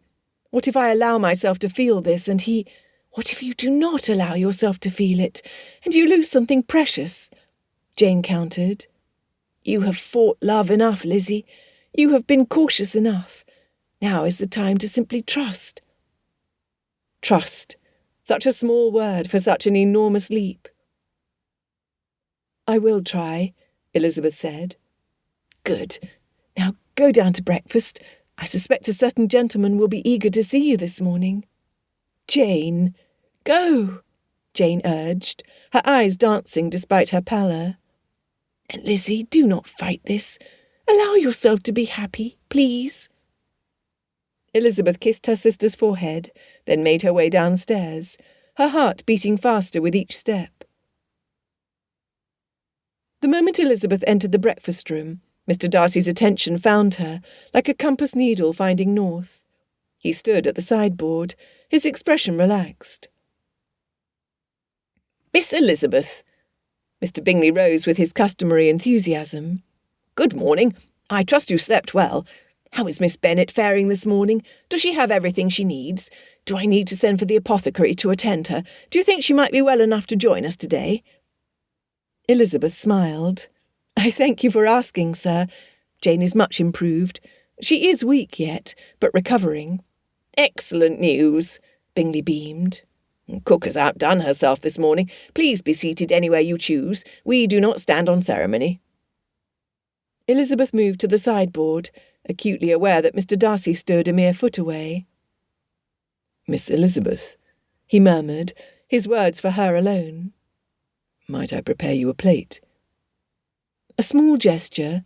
However, coming from a man who had servants to perform the task, it was significant. "Thank you," she said, meeting his gaze. The smile that crossed his face was brief, but devastating in its warmth. As he selected items for her, Miss Bingley's voice cut across the room like a blade, wrapped in silk. "How domestic, Mr. Darcy! I had no idea you possessed such skills. Though I suppose in the country one must adapt to all manner of peculiar customs." Her insult was clear. Serving a woman of Elizabeth's station was beneath him, in Miss Bingley's estimation. Mr. Darcy did not even glance at her. "I find it no hardship to attend to those He paused, then finished smoothly. "Those whose company I value." He handed Elizabeth the plate, and their fingers brushed. The contact was brief, but a current of lightning bolted up her arm. "Thank you, sir." "The pleasure is entirely mine." Miss Bingley attacked her eggs aggressively. Once seated, Mr. Darcy claimed the chair beside Elizabeth. The meal proceeded with Miss Bingley growing increasingly frustrated, as every conversational gambit she launched toward Mr. Darcy was met with polite distance. His focus was solely on Elizabeth. "Will you be walking this afternoon, Miss Elizabeth?" he asked. "The grounds at Netherfield are quite pleasant, and the weather is clear." "I need to remain with Jane." "I believe that Miss Bennet would want you to take the air," Mr. Bingley interjected cheerfully. "Fresh air aids recovery, both for the patient and her devoted sister. You must not exhaust yourself with constant attendance. An hour's walk would do you good." Elizabeth glanced at the man seated alongside her. Seeing hope in his eyes, she said, "Perhaps a brief walk, if Jane is resting comfortably." "Excellent," Bingley said. "Darcy, you must show Miss Elizabeth the view from the East Rose garden overlooking the pond. The ducks are a delight to see at this hour."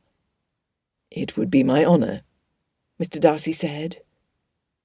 Miss Bingley set down her teacup with enough force to rattle the saucer. Dipping her head to hide her grin, Elizabeth finished her meal in anticipation of spending time with him. The morning air was crisp, the plants and shrubs heavy with dew. A maid trailed far enough behind to allow for private discussion. Bless Bingley's enthusiastic, meddling heart. The garden was a perfect setting for giving her the next piece. The fact that she had not fled in horror when he confessed his love had filled him with such relief that he had worked on the 7th piece late into the night, needing to capture the emotion while it still burned bright within him. He had not expected her to say she loved him in return. Not yet, perhaps not ever. But she had touched his hand. That small gesture had given him hope enough to light the world. "Do you have regrets, Elizabeth?" he asked, unable to bear the silence between them any longer. "About what I told you in the study?" She faced him fully, her expression thoughtful rather than alarmed. "Why would I?" "Because I revealed too much, too quickly. I should have been more cautious, more measured." He struggled to find the proper words. "Richard always says I leap rather than step carefully when my feelings are engaged. That my intensity can be overwhelming." "Are you overwhelming me now?" Gratefully, her tone was playful. "I hope not." He met her eyes, willing her to understand. "I cannot seem to help myself where you are concerned, Elizabeth. I have tried to proceed slowly, to court you properly with the drawings, to give you time to become accustomed to the idea of—" He stopped, aware he was doing it again. "And there, you see, I cannot even discuss my intensity without being intense about it." The corner of her mouth curved upward. "I had noticed." "Does it trouble you?" She considered the question with the seriousness it deserved. "At first, yes. When I believed you were merely playing some elaborate game, your intensity felt dangerous, manipulative even." She glanced down at her hands, then back to him. "However, now I understand it is simply you, the way your mind works, the depth of your feelings when you allow yourself to feel them." She paused. "No, it does not trouble me, though it does rather take my breath away sometimes." "In a good way, or a terrible way?" "I've not yet decided," she said, her smile brilliant. "Do you regret telling me?" "No." The word came out without hesitation. "Never. I regret only that I may have burdened you with the knowledge before you were ready to receive my proclamation." She was quiet for almost a full circle of the fountain at the centre of the roses. His heart hammered against his ribs. Had he said too much again, pushed too hard, moved too quickly? Then she stopped walking, turning to face him. He forgot how to breathe. "I cannot claim the same feelings," she said. His heart plummeted. "Not yet. But Fitzwilliam? His given name from her lips startled him. It was unexpected, though it pleased him beyond measure. He would never tire of hearing it from her. Quid pro quo, sir? Since you choose to address me familiarly, do you mind that I did the same to you? Mind? Never. A barely perceptible relaxation of her shoulders, a warming in her eyes, let him know without words that she appreciated his immediate response. She had been testing him, he realized, seeing if he would retreat from the intimacy he had initiated, if he would balk when she claimed the same privilege. He had passed. I want to... She hesitated, choosing her words with unusual care. To see if what I am beginning to feel might grow to equal what you have offered me. The relief was so intense it almost staggered him. He closed his eyes briefly, struggling for composure. That is more than I dared hope for, he managed. Is it enough? Enough. You are giving me a chance. Your honesty instead of easy platitudes. It is everything, he said, and meant it with every fibre of his being. He reached for her hand, then stopped himself. Propriety. The maid. He could not compromise her, not when she was giving him the gift of possibility. They resumed walking. Gradually his racing heart steadied. Pray tell me about your estate, Fitzwilliam. Pemberley had always been his pride, his responsibility, his burden. Describing it to Elizabeth, watching her face as he spoke of the tenant families and the improvements he planned to make, it became a future he could offer her, a home he wanted to share. And your sister? She asked. Tell me about Miss Darcy. The question sent warmth through his chest, knowing she was curious about his life, his family, and the people who mattered to him. She is almost 16, shy, musical, and far too trusting. The familiar pain tightened his throat. I have perhaps been overprotective since our father died. She has no mother to guide her, only Richard and me. I fear I am inadequate to the task of raising a young woman. You love her, Elizabeth said simply. That is not inadequate. If only it were that simple. Love is not always sufficient protection. The words sounded bitter in his ears. Why not? She was gentle, inviting confidence. He had not spoken to anyone outside the family about Georgiana's near elopement. Even Richard knew only the barest facts. But Elizabeth was asking, and he wanted to tell her. He needed her to understand why he was careful with trust, protective to the point of severity, and cautious with those he did not know well. She was nearly deceived by someone I once trusted into a quick journey to Scotland, he said carefully. Someone who once was a friend. It was only by chance that I discovered the scheme in time to prevent her ruin. He easily recalled the tears staining Georgiana's face when he confronted Wickham at Ramsgate. How close they came to disaster. How terrible for her, Elizabeth said. For both of you. Her sympathy soothed him. She understood. Not the details, since he could not share those, not yet, but the weight of the events, the fear, the responsibility. It taught me to be even more cautious, he said. Then, meeting her eyes, and yet with you I find I cannot be cautious at all. I can only be honest. I prefer honesty. Do you? He smiled despite himself. That is well, because I seem incapable of anything else in your presence. It was true.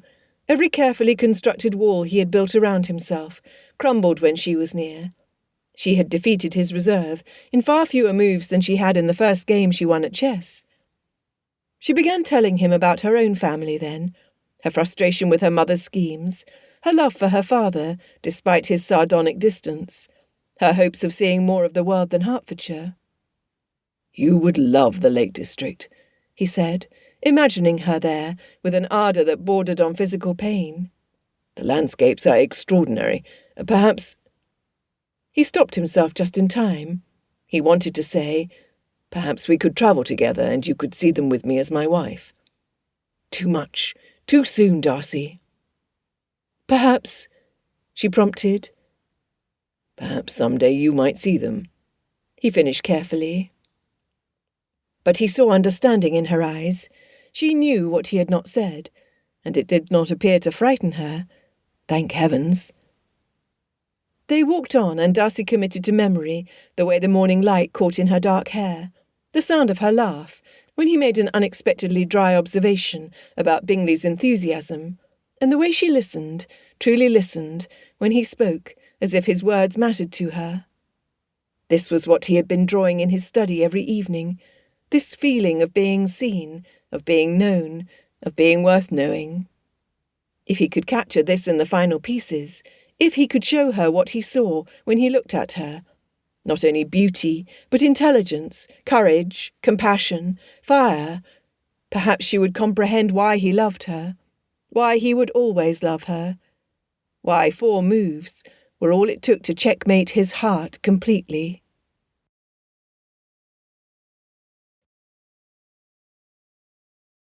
Chapter 9. By late afternoon, the house was in an uproar. The apothecary had been called, and Mrs. Nichols was directing the servants with unusual urgency. Elizabeth's heart seized. Jane lay pale and feverish in her bed. The improvement of the morning had vanished. Mr. Jones's expression was grave. "What has happened? This came so rapidly. She fell asleep this afternoon with no sign of fever. When she woke—" Elizabeth took her sister's hand. It burned with heat. "Having a fever return is not uncommon with these autumn chills." The apothecary ordered a fresh bowl of water. "Your sister must be kept cool and quiet. The next 24 hours will tell us if this is merely a setback, or if it is far more serious."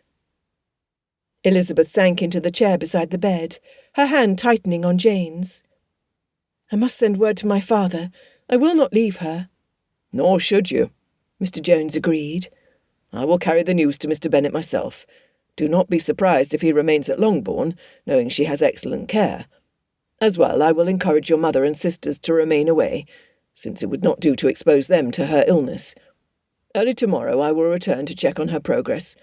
In the meantime, cool compresses and rest." He departed, and Elizabeth settled in for her vigil. Throughout the evening, servants came and went. Mrs. Nichols brought fresh water and linens. Someone sent up a tray that Elizabeth barely touched. And Mr. Darcy, Fitzwilliam, sent messages. The housekeeper delivered them, each one quoted exactly as stated. "Please send word if you require anything at all. The apothecary has been instructed to spare no expense for anything that might aid Miss Bennet's recovery. I am pleased to request my family physician from London, should you desire. Bingley is beside himself with worry, as am I. Please know that you both remain in our thoughts and prayers." Late that evening, when Elizabeth finally emerged for a brief respite, she found Darcy pacing in the corridor outside the sick-room door. He stopped as soon as he saw her. "How is she?" His face was tight with concern. "The fever persists, but Mr. Jones believes it will break before morning." Elizabeth rubbed her temples, exhausted. "I pray he is correct." "You need rest yourself." "I cannot leave her." "I'm not suggesting you should." He gestured toward a chair in the corridor. "You might want to sit here, while Mrs. Nichols is with your sister. She will call if there is any change." Elizabeth was brimming with restless energy. "I've been sitting for hours, sir. Perhaps, if I do not ask too much, would you walk with me?" He offered his arm, and they set a rapid pace the length of the guest wing and back multiple times. "Bingley wanted to go in himself," he said. "To see her, to reassure himself. I had to restrain him physically." Despite everything, Elizabeth almost smiled. That would have been most improper, and Jane would not have been pleased. She is not at her best. That is what I told him, though he was not convinced propriety mattered when Miss Bennet's health hung in the balance. Mr. Darcy shrugged. "I understood the impulse." Their eyes met, and Elizabeth inherently knew what he was not saying. He had wanted to come to her as well, to see for himself that she was managing, and to help. "Thank you for the messages, for caring." "How could I not care?" His face was unguarded, in a way she had never seen. Elizabeth's throat tightened. "I should return to her." "Of course." He stepped back. When she pulled her arm away from his sleeve, he covered her hand with his, halting her motion. "Elizabeth, I will be here if you need anything. Send Mrs. Nichols for me at any hour." She nodded, not trusting herself to speak, before returning to Jane's bedside. True to his word, when she emerged at dawn to find fresh water, she glimpsed him at the end of the corridor, still dressed in yesterday's clothes, his hair dishevelled from running his hands through it. He kept vigil all night. Her heart, already softening toward him, melted a little more. 2 days passed in a blur of fever and worry. Jane's temperature spiked and fell, spiked and fell. Elizabeth slept in the chair beside her bed, when she slept at all. Darcy came regularly to Jane's door. He brought books he suspected Elizabeth might enjoy. He ensured fresh flowers appeared daily. He sent the housekeeper with reports and offers of assistance every few hours. On the third morning, as Jane finally slept peacefully, her fever at last broke for good. Mrs. Nichols delivered a small package, with a knowing smile. "From the gentleman, miss. He hopes it provides some comfort during your sister's recovery." Elizabeth opened it with trembling fingers. The 7th piece. This was the middle piece at the top of the chessboard. Visible were a few chess pieces, and the edge of their hands, and more of their sleeves, the weave of his coat, the buttons at his cuff. Only one corner piece, and the centre section remained. She pressed the drawing to her chest, tears pricking her eyes. She was exhausted, over-emotional, touched beyond measure that he continued to show his devotion, even when she had no time to spend in his company. Jane stirred. "Lizzie, what is that?" "The 7th piece." Elizabeth showed her sister, who studied it with a small smile, despite her weakness. "Your hands must be nearly touching," Jane observed. "Over the Queen." "Yes." "It is beautifully done, Lizzie, and so very intimate." Elizabeth studied the drawing again, seeing what Jane meant. The nearness, the position of their hands. This was not merely a recreation of their match. "You are falling in love with him." She opened her mouth to deny it, then stopped. Why lie to Jane? Why lie to herself? "I think I am," she said hesitantly. "Good," Jane whispered, settling back against her pillows. "He deserves you, and you deserve him." 2 more pieces remain. Elizabeth carefully set the drawing aside. "And much can happen before the story ends." "No, Lizzie," Jane insisted. "All will be well." Darcy stood in the doorway of Netherfield's drawing room, watching Elizabeth fuss over her sister's shawl with the same attention she had shown throughout her sister's illness. A week. She had been here a full week, and now they were leaving. The thought sat like a stone in his chest. Bingley also fretted over Miss Bennet. "I will call tomorrow, if you will receive me to check on your recovery, and the next day, and every day until after I am certain you are completely well." Miss Bennet's blush was evident even from across the room. The naked devotion in his friend's manner pleased Darcy. Bingley could speak openly and freely, because Miss Bennet's feelings were equally transparent. They were well suited. The path before them was clear. Would that his own situation were as simple. Elizabeth glanced up and caught his eye across the room. An understanding passed between them, causing colour to rise in her cheeks. Lord, he wanted to go to her, wanted to kiss her hand in front of everyone, and declare that she was his, that he loved her, that when she left Netherfield she would take his heart with her. But he could not yet. The drawings were his courtship, his promise, his plea. He had to trust that they would be enough, for now. "Mr. Darcy, you seem quite distracted this morning." Miss Bingley materialised at his elbow, her smile sharp. "I do hope nothing is troubling you." "Nothing at all, Miss Bingley." "How fortunate." She followed his gaze to where Elizabeth stood with Miss Bennet. "I suppose we shall all be relieved to return to our usual routine once our guests depart. As delightful as it has been to play nurse to dear Jane, I am eager for some peace." The casual cruelty of reducing Elizabeth's care to an inconvenience made his jaw tighten. "Miss Elizabeth's devotion to her sister is admirable. It speaks to a strength of character that is rare." Miss Bingley's smile froze. "Oh, certainly, very admirable, in its way." "There is no qualification to my statement needed, Miss Bingley. None." He crossed to where Bingley was helping Miss Bennet to her feet. Elizabeth steadied her sister from the other side. "Are you certain you are well enough to travel, Miss Bennet?" Darcy asked. "We would gladly host you longer, if you need more time to convalesce." "You are too kind, sir," she said with genuine warmth. "I am recovered enough. It is time we returned to Longbourn." Time. Yes, time was the enemy now. "Miss Bennet, I regret that I will be departing for London on the morrow. Estate business will keep me away for a week. While I am gone, if you have a need, do send a note to Mrs. Nichols, who has promised to send an express rider to me.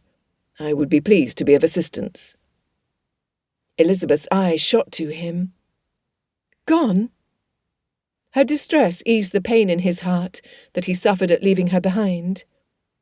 "I expect to return in time for Bingley's ball." Bingley slapped his forehead. "The ball! I completely forgot. I mentioned it to Caroline last evening," Bingley exclaimed. To Miss Bennet he said, "Yes, I would like to hold it in 10 days' time. Since my purpose is to celebrate your recovery, might I request the honour of your first 2 dances?" Miss Bennet's blush deepened. "I would be honoured, Mr. Bingley." Darcy studied Elizabeth's face, delighted to see the small smile that curved her lips at her sister's happiness. She deserved the same happiness. If only he could give it to her. "Miss Elizabeth, might I have a word before you depart?" She nodded. They moved to a window, far enough away for privacy, but still within sight of the others. "I wanted to tell you," he began, then had to clear his throat. "The 8th piece will arrive while I am in London. I have already put instructions in place for its delivery." "Thank you." Her eyes were warm, encouraging. "I very much look forward to receiving the drawing." "And the 9th?" He paused, struck by how inadequate words were for what he wanted to say. "The 9th, I will bring myself. At the ball. It is special. I want to hand it to you personally." "I shall wait for it." Her voice was soft. "And for your return." "Elizabeth." Her name came out barely above a whisper, rough with all the emotion he could not fully express. Urgency flooded through him. Miss Bingley's voice rang out. "Mr. Darcy, do come settle a question for us. Charles insists the ball be held on a Tuesday. I believe most balls in good society are held on Wednesday." The interruption was deliberate, malicious, and completely effective. Elizabeth stepped back, restoring proper distance. "You should go. Miss Bingley seems to require your opinion." "I care nothing for Miss Bingley's opinion on balls. I care about—" "Mr. Darcy?" Miss Bingley called again, more insistently. He closed his eyes briefly, marshalling his composure. When he opened them, sympathy softened Elizabeth's expression. "We will speak at the ball," she said. "When you bring the 9th piece." "Will you open the ball with me, and save the supper set for me?" he asked boldly. "I will." His happiness was almost complete. He bowed formally.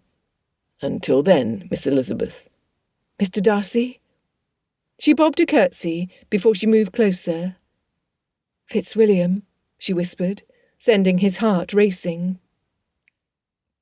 Peering from the window, as Bingley hovered nearby, Darcy's hand rose unconsciously toward the glass, while maids and Elizabeth adjusted blankets and hot bricks for Miss Bennet's comfort during the 3-mile journey. The distance between himself and Elizabeth opened like a chasm.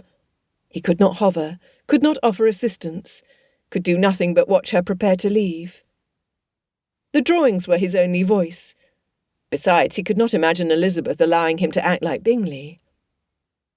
Chuckling to himself, he was annoyed when Miss Bingley approached. "I must say, Mr. Darcy, you have been tolerant of Miss Eliza's presumption this week. Not every gentleman would be so patient with a woman who monopolises his friend's household for days." "On the contrary," he said, each word deliberate and cold. "Miss Bingley, it does not serve you well to criticise your neighbours and a guest in your home." Miss Bingley's face went white. "I did not mean to suggest—" "Yes, you did." He faced her fully. "And I will thank you to speak of Miss Elizabeth with respect. Or better yet, not to speak of her at all." He left her gaping and went to the doorway. 10 days. 10 days of wondering if she was thinking of him, if her feelings were growing as his had grown. 10 days until he would get her reaction to the 9th and final piece. Since the carriage had yet to depart, he hurriedly approached where Miss Elizabeth was seated. "Safe travels, Miss Elizabeth," he said. "And to you, Mr. Darcy." The carriage pulled away. He remained until it disappeared from view, as did Bingley. "She has you quite besotted," Bingley said cheerfully. "I've never seen you like this, Darcy." "Like what?" "Like a man in love." Darcy would not deny the truth. "I am." "Does she return your feelings?" "I do not know." He turned to go inside, suddenly weary.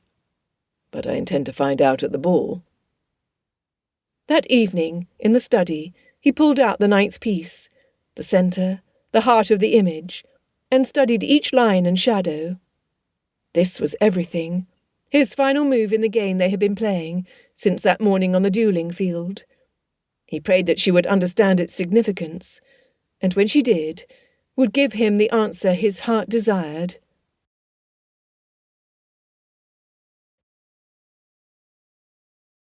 Chapter 10. When they returned to Longbourn, the household erupted in predictable chaos. Their mother wept over Jane's recovery, while simultaneously scolding her for not spending more time with Mr. Bingley. "A fever! I do hope you did not allow a trifling cold to keep you from him. How you could possibly return unattached is a mystery to me." Their father embraced both his daughters with unusual emotion, though his dry humour quickly reasserted itself. "I trust the Bingleys survived having you both as guests.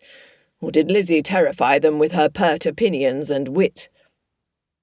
Mary offered to represent the family in a prayer of thanksgiving for Jane's recovery. All ignored her. And Kitty and Lydia spoke over each other as they reported the local goings-on.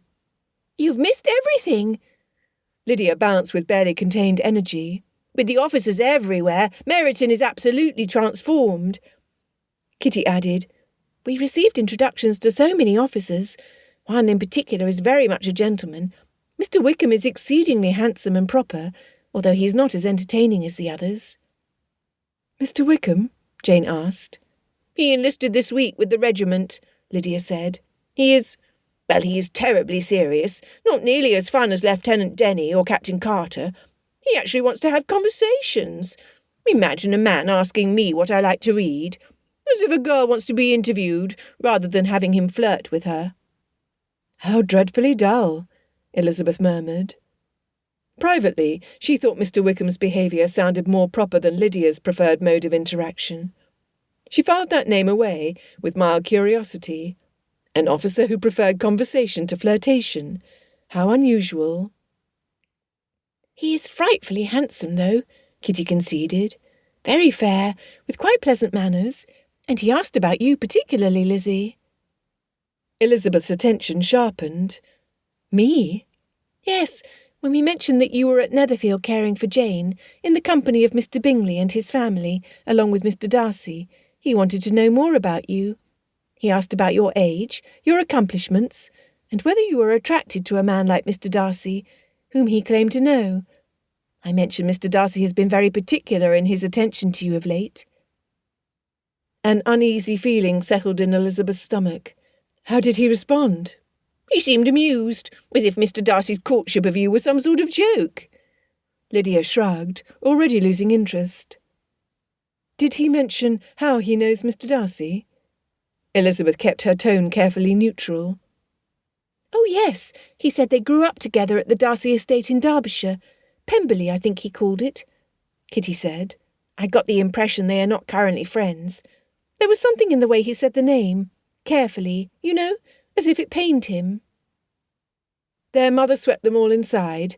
Then her attention was solely on Jane. Elizabeth had no chance to ask more about this mysterious Mr. Wickham. That evening, after Jane was abed and the house quieted, she stood at her dressing table, studying the 7 pieces of Mr. Darcy's drawing, arranged into one almost complete image. 7 pieces that convinced her that she was falling in love with him. And now there was a man in Meryton who knew Mr. Darcy from childhood, who was amused by his interest in her. Surely it meant nothing. Old acquaintances often inquired after each other's lives. Mr. Wickham's amusement could have been simple surprise that serious Mr. Darcy was pursuing someone of her rank, much lower than his. But his humour did not sit well with her. What sort of man was this Mr. Wickham? Lydia called him too serious, too proper, not entertaining enough for her taste. But could not the same be said of Mr. Darcy when Elizabeth first met him? Had she not judged him harshly, based on a single impression, a single misstep? How foolish it would be to impute sinister motives to a stranger, based solely on his supposed separation from a former friend. Perhaps any awkwardness between him and Mr. Darcy was merely the natural distance that came from different paths in life. Elizabeth caught herself mid-thought and smiled ruefully at her reflection. When had she become so quick to defend Fitzwilliam Darcy? When had she stopped looking for faults in his character and started thinking the best of him? The answer was simple. When he had shown her, piece by piece, drawing by drawing, exactly who he truly was. Grinning, she spun in a circle, grateful that she had moved past the assembly completely. She looked only for the good in him now, and found it in abundance. I will meet this Mr. Wickham with an open mind, she said to her reflection. I will not judge him. I will form my own opinion, as I did with Fitzwilliam, and I will trust what I know of Fitzwilliam's character. Whatever history lies between them, I will not allow it to poison what I feel, not without cause, not without proof. She straightened her shoulders and turned from the mirror. 3 days after their return to Longbourn, the 8th piece was delivered. Elizabeth had been expecting it. Darcy promised. Her father watched her with undisguised curiosity as she unwrapped the familiar brown paper. The campaign is getting close to completion, I see. Her breath caught. The final corner piece was as detailed as the first 7. Only the centrepiece remained, the heart of the drawing. Well, what do you make of it, Lizzie? Holding it carefully, she replied, He cares very much about what this image says. And what does it say? That he values what happened between us, Papa. Her father was quiet, studying her face. You have fallen in love with him, Lizzie. Elizabeth could not deny it any more. I think I have, she said. My feelings for him are... Well, I've never felt this way for any other. I think the 9th piece will decide it, one way or another. Then I hope for both your sakes that it shows what you wish to see. There are 7 days until the ball, Papa. There he will place the final piece in my hands. I find that I can hardly wait. Do you have doubts? She hesitated to get her thoughts in order. One of the officers, Mr. Wickham, claims prior knowledge of Mr. Darcy. Lydia and Kitty describe him as a serious man, with proper conduct. Yet he asked about me personally when he learned that Mr. Darcy is pursuing me, implying with a show of amusement that Mr. Darcy's courtship is only a bad joke. Her father sat forward in his chair. Do you think Mr. Darcy is playing with your affections as a means to enact retribution for his humiliation at your hands? Not at all, she answered quickly, the question leaving a sour taste in her mouth. He is a man of honour. Easing back, her father said, Be cautious, Lizzie. These great men are known to play games where simple men like me do not know the rules. Whether it is Mr. Darcy or this Mr. Wickham will need to be determined. Possibly it is a private matter between the two gentlemen that will have nothing to do with you at all. Papa, I will not borrow trouble, she told him firmly.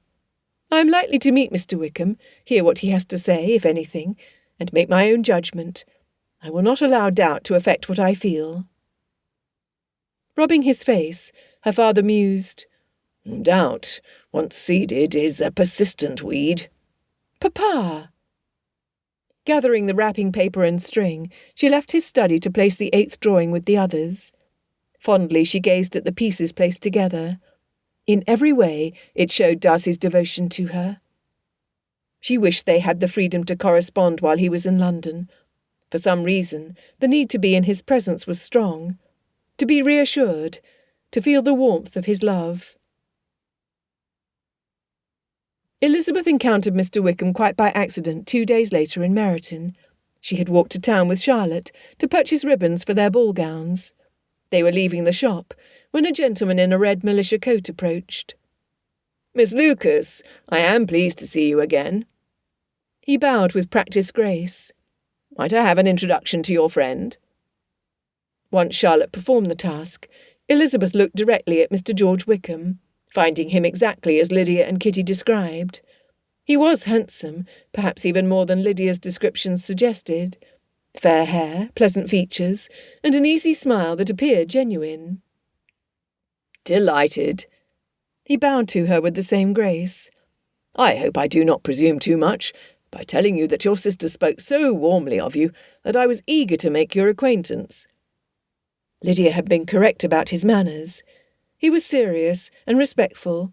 He asked intelligent questions about Charlotte's family, listened attentively to her responses, and spoke with a gravity unusual in a young officer. You are not like the other militia men my sisters described, Elizabeth observed, as they began walking back toward Longbourn. Charlotte tactfully gave them the illusion of privacy, while remaining a few paces behind. His smile was self-deprecating. I fear I'm considered rather dull by the younger ladies. I lack the talent for constant entertainment that seems so valued in Meryton. It was well said, and she could not fault the sentiment. Your sisters mentioned that you were recently at Netherfield Park, caring for Miss Bennet during her illness. Mr. Wickham continued. That must have been quite trying for you. My sister needed me, sir. I understand well. Family loyalty is... He paused, a shadow crossing his pleasant features. It is everything, is it not? Do you have family in the area, Mr. Wickham? I'm afraid I do not. His gaze took on a distant quality. I grew up in Derbyshire, actually. My father was steward to a great estate there. Perhaps you have heard of Pemberley? Elizabeth's pulse quickened. I am acquainted with its master. Fitzwilliam Darcy.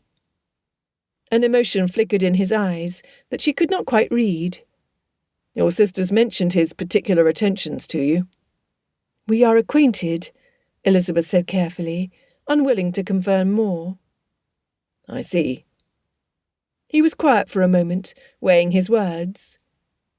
Forgive me, Miss Bennet, I should not have mentioned him. Our past is complicated, and I have no wish to speak ill of anyone. His very reluctance made her curious. You were friends once, you and Mr. Darcy? As boys, we were as close as brothers. Genuine regret coloured his tone. Mr. Gerald Darcy, Fitzwilliam's father, was exceedingly kind to me. He treated me almost as a second son. What changed? Mr. Wickham's smile was sad. People change, Miss Bennet. Circumstances change.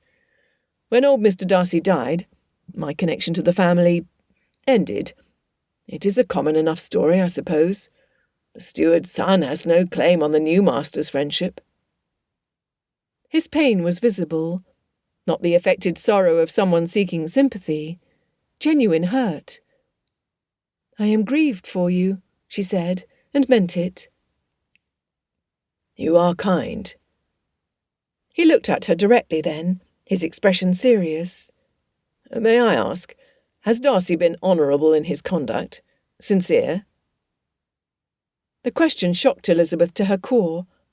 However, his concern, not jealousy, made Elizabeth pause, rather than giving him the set-down he deserved. "Why would you ask such a thing?"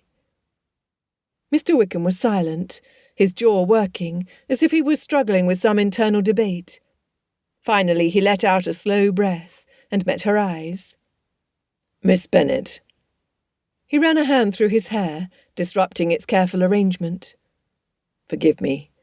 This is far more difficult than I anticipated." "What is difficult, Mr. Wickham?" He looked toward the horizon, his hands clasped behind his back, in a manner that suggested he was physically restraining himself. "I tell you this, not out of spite, but out of genuine concern for your welfare. I've seen Darcy do this before." Her fist settled on her hips. "Do what, precisely?" "Court women." He swallowed before continuing. "Please allow me to finish. I do not mean that he flirts or pays attention, since any gentleman might do that with no consequences. I mean that he pursues specific women in a very particular way." Elizabeth's chest tightened, though she forced herself to give the appearance of calm. "Go on." "He singles out the most challenging woman in whatever neighbourhood he visits, the most intelligent, most spirited, the one least impressed by his wealth and status." His voice dropped. "The one, forgive me for being so frank, who dislikes him initially." He paused, and Elizabeth saw a muscle jump in his jaw. "He pursues her relentlessly with devotion until she adores him instead of loathing him. And then—" He cleared his throat. "Then he leaves her, cold, without explanation." He closed his eyes briefly. "Delighting, I believe, in how thoroughly he has conquered what seemed unconquerable." "You are suggesting that Mr. Darcy toys with women's affections for sport?" Elizabeth asked, her voice shaking. "That is a serious accusation, sir." Mr. Wickham's shoulders sagged. "I've seen it happen, more than once." "Where? When?" Elizabeth was livid, expecting him to have no proof. Without hesitation he replied, "In Kent, primarily. Darcy's aunt has an estate, Rosings Park. There was a lady named Miss Olivia Mason. She was stunningly beautiful, intelligent and well-educated." Elizabeth clasped her hands together to still them. "What happened?" Mr. Wickham's fingers twitched at his side. "He pursued her, walks in the garden, meaningful conversations, the sort of attention that makes a woman hope." He stopped, shook his head slowly, his expression tortured. "In time she fell completely in love with him. I saw it myself when I visited Rosings last year. Then Darcy left for London without a word, never wrote, never returned." "How do you know—" "I saw them together. I saw how he looked at her, how he sought her out, and I—" He stopped, pressed his fingers to his temple. "And she is not the only one, Miss Bennet. That is what troubles me most. There is a pattern." "Others?" The word came out as barely a whisper. "Miss Margaret Smythe." He spoke the name gently. "Daughter of a curate near Rosings, 2 years ago." He began pacing in short, agitated steps. "Darcy paid her marked attention during one of his visits. The entire household remarked upon it. Then he left, and she was—" His voice caught. He stopped, stood still with his back to Elizabeth. "The association ruined her." When he turned back, his face was drawn. No respectable man would court her after being so publicly attached to Darcy. Her father had to arrange a marriage to a tradesman to save her reputation. She had sisters, you see, younger sisters. His hands formed into fists. Elizabeth's stomach began to churn. Her pulse raced. Mr. Wickham was already continuing, the words pouring out of him now, as if, having started, he could not stop. Miss Constance Hampton, he said with tenderness. Sweet girl, with a bit of fire. Last spring. He shook his head slowly, his expression sorrowful. When her brother confronted Darcy about his intentions. Mr. Wickham's jaw clenched. Darcy laughed and departed for London immediately. Laughed? Elizabeth could barely utter the word. As if it were all some jest. Mr. Wickham was drained. Miss Hampton's brother arranged a hasty marriage to save the family name from scandal. His eyes were shadowed with genuine anguish. 3 women, Miss Bennet. 3 women I know personally. And now... He drew in a deep breath that made his shoulders rise and fall, his expression pleading. Now I hear that Darcy is pursuing you. You who would naturally appeal to his taste for conquest. You think I am his next victim? Elizabeth's chin lifted. I fear it, Miss Bennet. When your sisters told me, I knew I could not stand by and watch another innocent woman be hurt by him. His hands lifted, then dropped, a gesture of helplessness. I know what you must think of me, a stranger, speaking against a man of such consequence. You have every right to dismiss my words as jealousy or bitterness. But I could not live with myself if I said nothing, and you suffer for my silence. Elizabeth's throat was tight. Miss Bennet, Darcy uses grand gestures to attract his prey, meaningful attention, the appearance of deep devotion. How else would he convince a woman of your intelligence and caution to trust him? He drew closer. I have seen his capacity for single-minded pursuit when he wants a woman. Right now he wants you. Elizabeth's vision blurred with tears she refused to shed. I do not know what to believe. For a moment he looked genuinely defeated. Then do not believe me. I would not expect you to take my word alone. He stepped even closer. Miss Bennet, when you see him next, ask him. Ask him directly about Miss Olivia Mason, Margaret Smythe and Constance Hampton. See how he responds. His hands lifted, palms up. A truly innocent man would have nothing to hide. And if he denies knowing them? Then he is lying, because I know for certain he knows all 3. I've been to Rosings Park multiple times. I've seen him interact with them personally. He held her gaze unflinching. You deserve better than to be another conquest, another notch in his campaign of pride. He reached his hand out to her, then dropped it back to his side. Guard your heart, please. That is all I ask.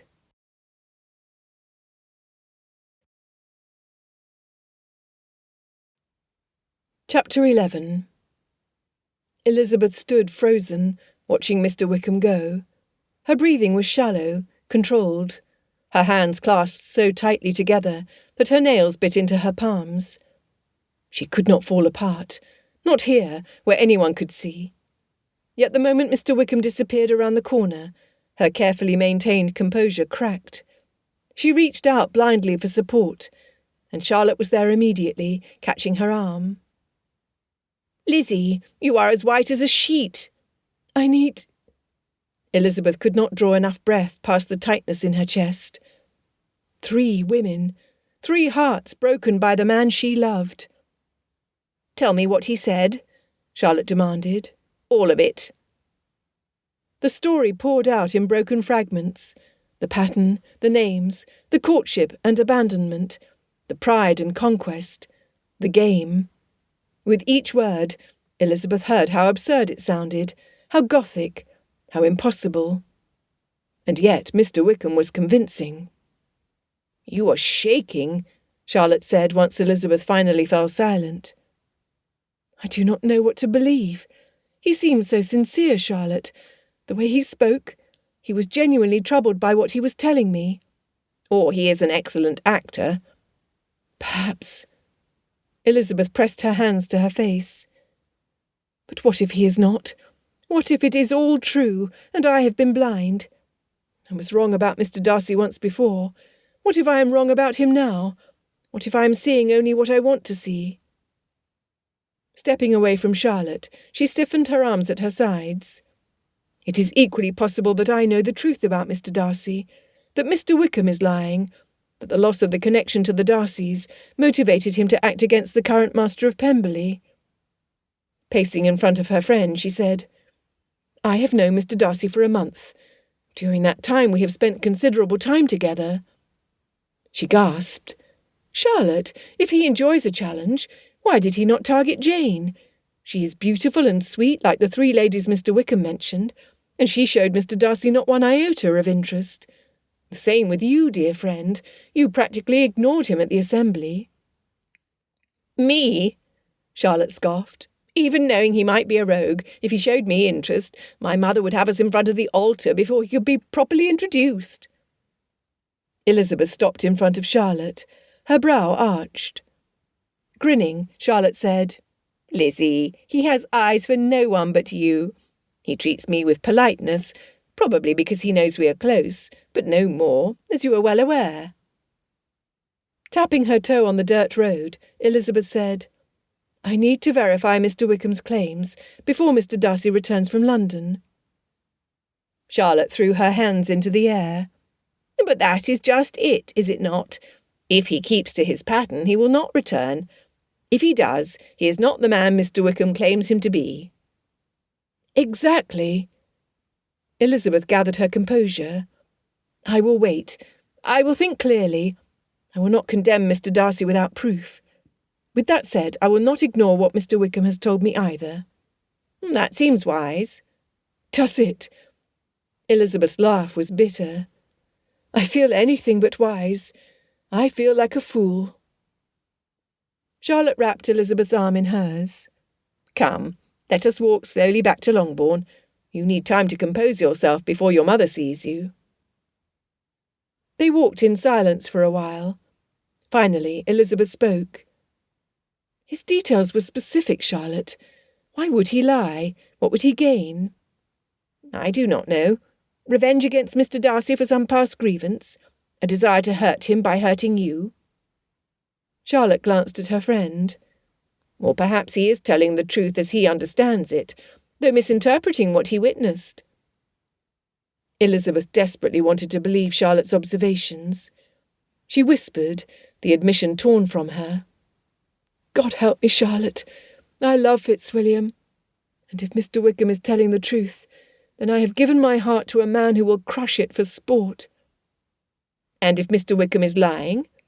Then I have doubted the man I love based on the words of a charming stranger. That doubt may poison everything between us. Elizabeth's eyes filled with tears. Charlotte squeezed her arm gently. Then you must discover the truth before you make any decisions. Do not condemn Mr. Darcy, but do not give him your future either until you are certain. Elizabeth drew a shaking breath. Squaring her shoulders, she said, No, Charlotte, I misspoke. I will not allow doubt to poison what I feel. I will not condemn Fitzwilliam in my mind before I have proof. He deserves better than that. Her fists tightened. We deserve better than that. And if Mr. Wickham is lying, if this is all some vicious game, then Fitzwilliam will need me to have faith in him. The days following her introduction to Mr. Wickham passed in a state Elizabeth could only describe as restless uncertainty. The agony of waiting with eagerness to see Darcy again battled against the doubt that he was the man she considered him to be. She had chosen not to return to Meryton, citing the inclement weather and preparations for the ball as her excuse. Jane accepted this without question. Her mother, preoccupied with those same preparations, hardly noticed.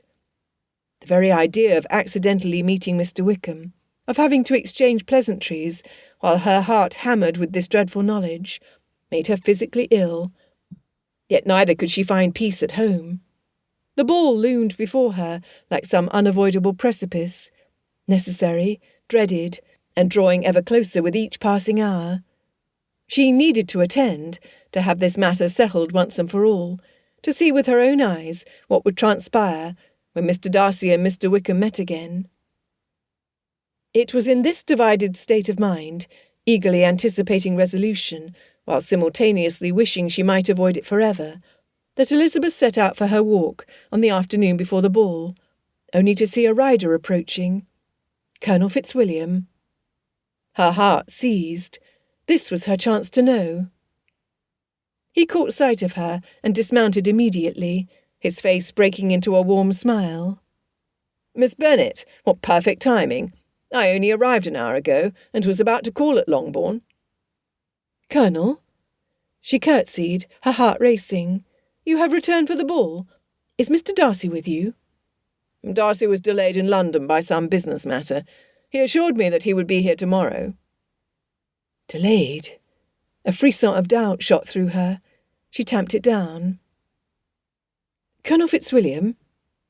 She swallowed, forced herself to continue with a question that surely resembled stepping off a cliff. "May I ask you about people you might know from Rosings Park?" "Of course." He was entirely at ease, unaware of the precipice she stood on. "Do you know my aunt?" "I do not." Her hands twisted together in the folds of her skirt. "Are you acquainted with Miss Olivia Mason, Miss Margaret Smythe, and Miss Constance Hampton?" His brow furrowed in thought. "Mason, yes, I believe so. I often saw all three at Rosings during some of my visits there. Why do you ask?" The world tilted beneath Elizabeth's feet. Her vision began to narrow, black spots dancing at the edges. "Miss Bennet, you look quite pale. How do you know these women? Are you acquainted?" "They—" Elizabeth's voice shook. "They were all at Rosings Park. All three." "Yes, at various times over the past few years, though I believe they have all left." The Colonel reached out to steady her. "Miss Bennet, please tell me what is troubling you. Have you heard bad news about them?" Good Lord! The pieces to the pattern were aligning exactly as Mr. Wickham suggested, except— Shaking her head, she could not figure out what was wrong. She only knew that doubt was eating away at her, and it hurt. "Miss Elizabeth." The Colonel's voice seemed to come from very far away. "You are unwell. Please, let me escort you home. You should not be walking alone in this state." "No!" She stepped back, needing distance, needing to be alone before she shattered completely.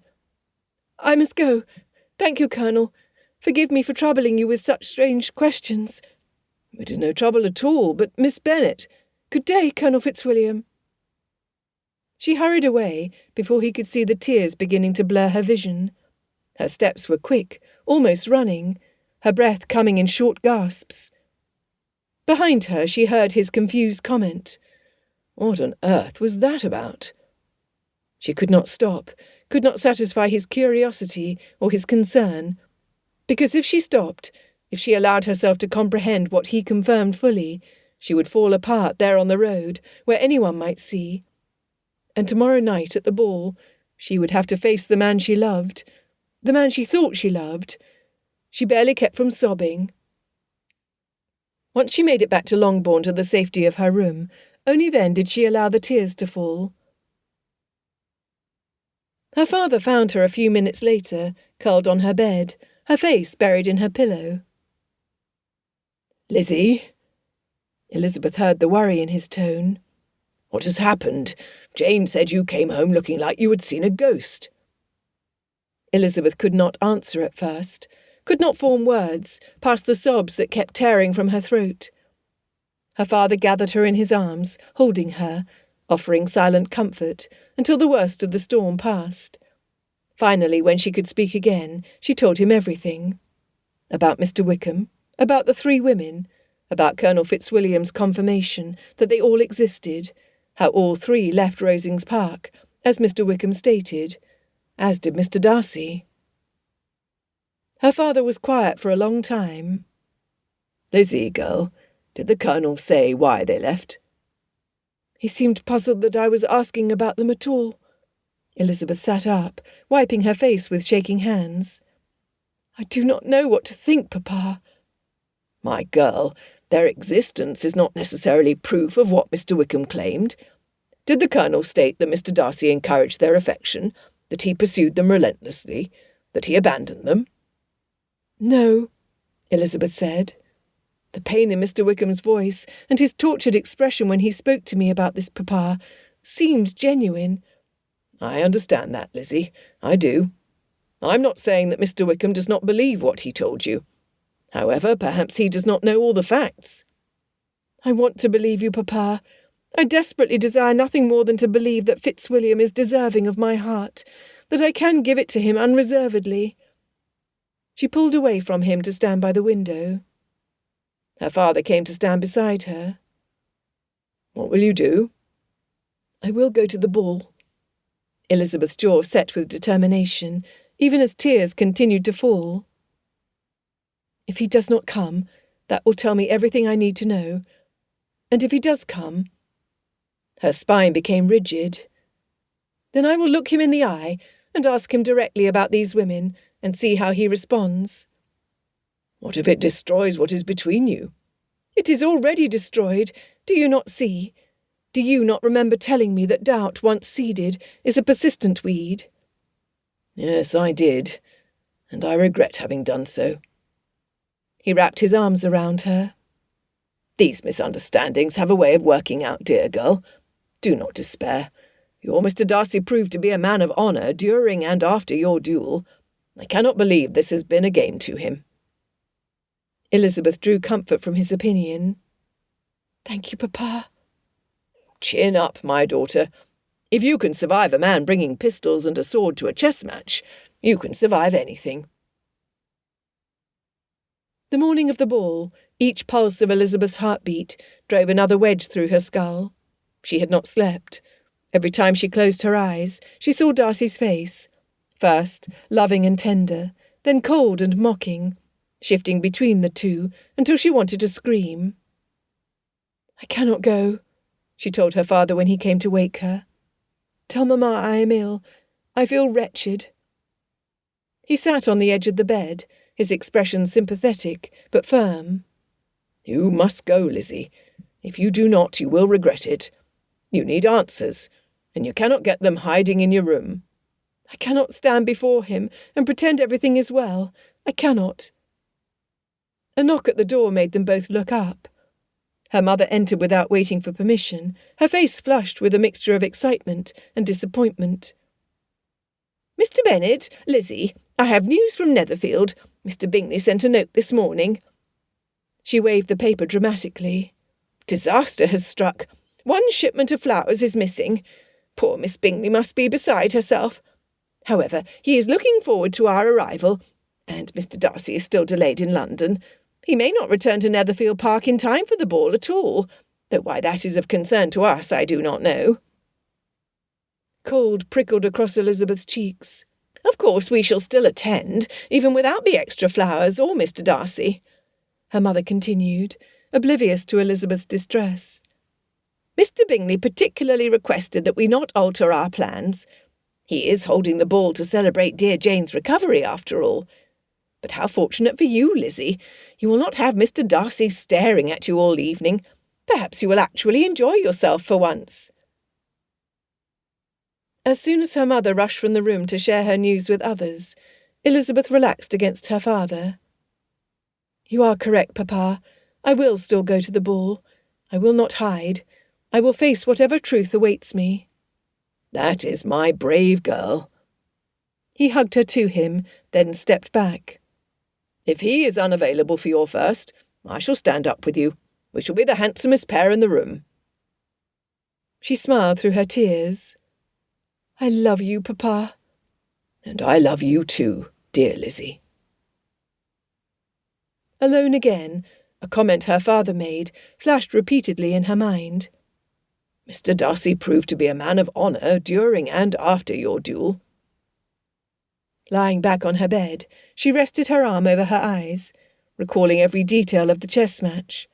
The way his large hands hovered over each piece before he made his move. The way he pursed his lips together when he was in deep thought. Even before that, when he realised that chess would be the challenge, his shock was mixed with delight. Replaying in slow motion each detail of the morning, Elizabeth concluded that her father was absolutely correct. Fitzwilliam Darcy was a man of honour. Dropping her arm to her side, she stared at the ceiling as she recalled each conversation. When they spoke about Pemberley, about her family and his... Good heavens! Her hand shot to her mouth as she sat straight up. She knew exactly whom to trust. Herself. And the man she had seen with her own eyes. The honourable gentleman who had brought a sword to a chess match and stayed to face the consequences of his pride. Sliding from the bed, she washed away her tears with cool water. Tonight, Fitzwilliam would return. When he placed the 9th piece in her hands, he would see that nothing, not Mr. Wickham's lies, not the Colonel's innocent confirmations, not her own doubt, had shaken her faith in him. She had a ball to attend, and a gentleman to see.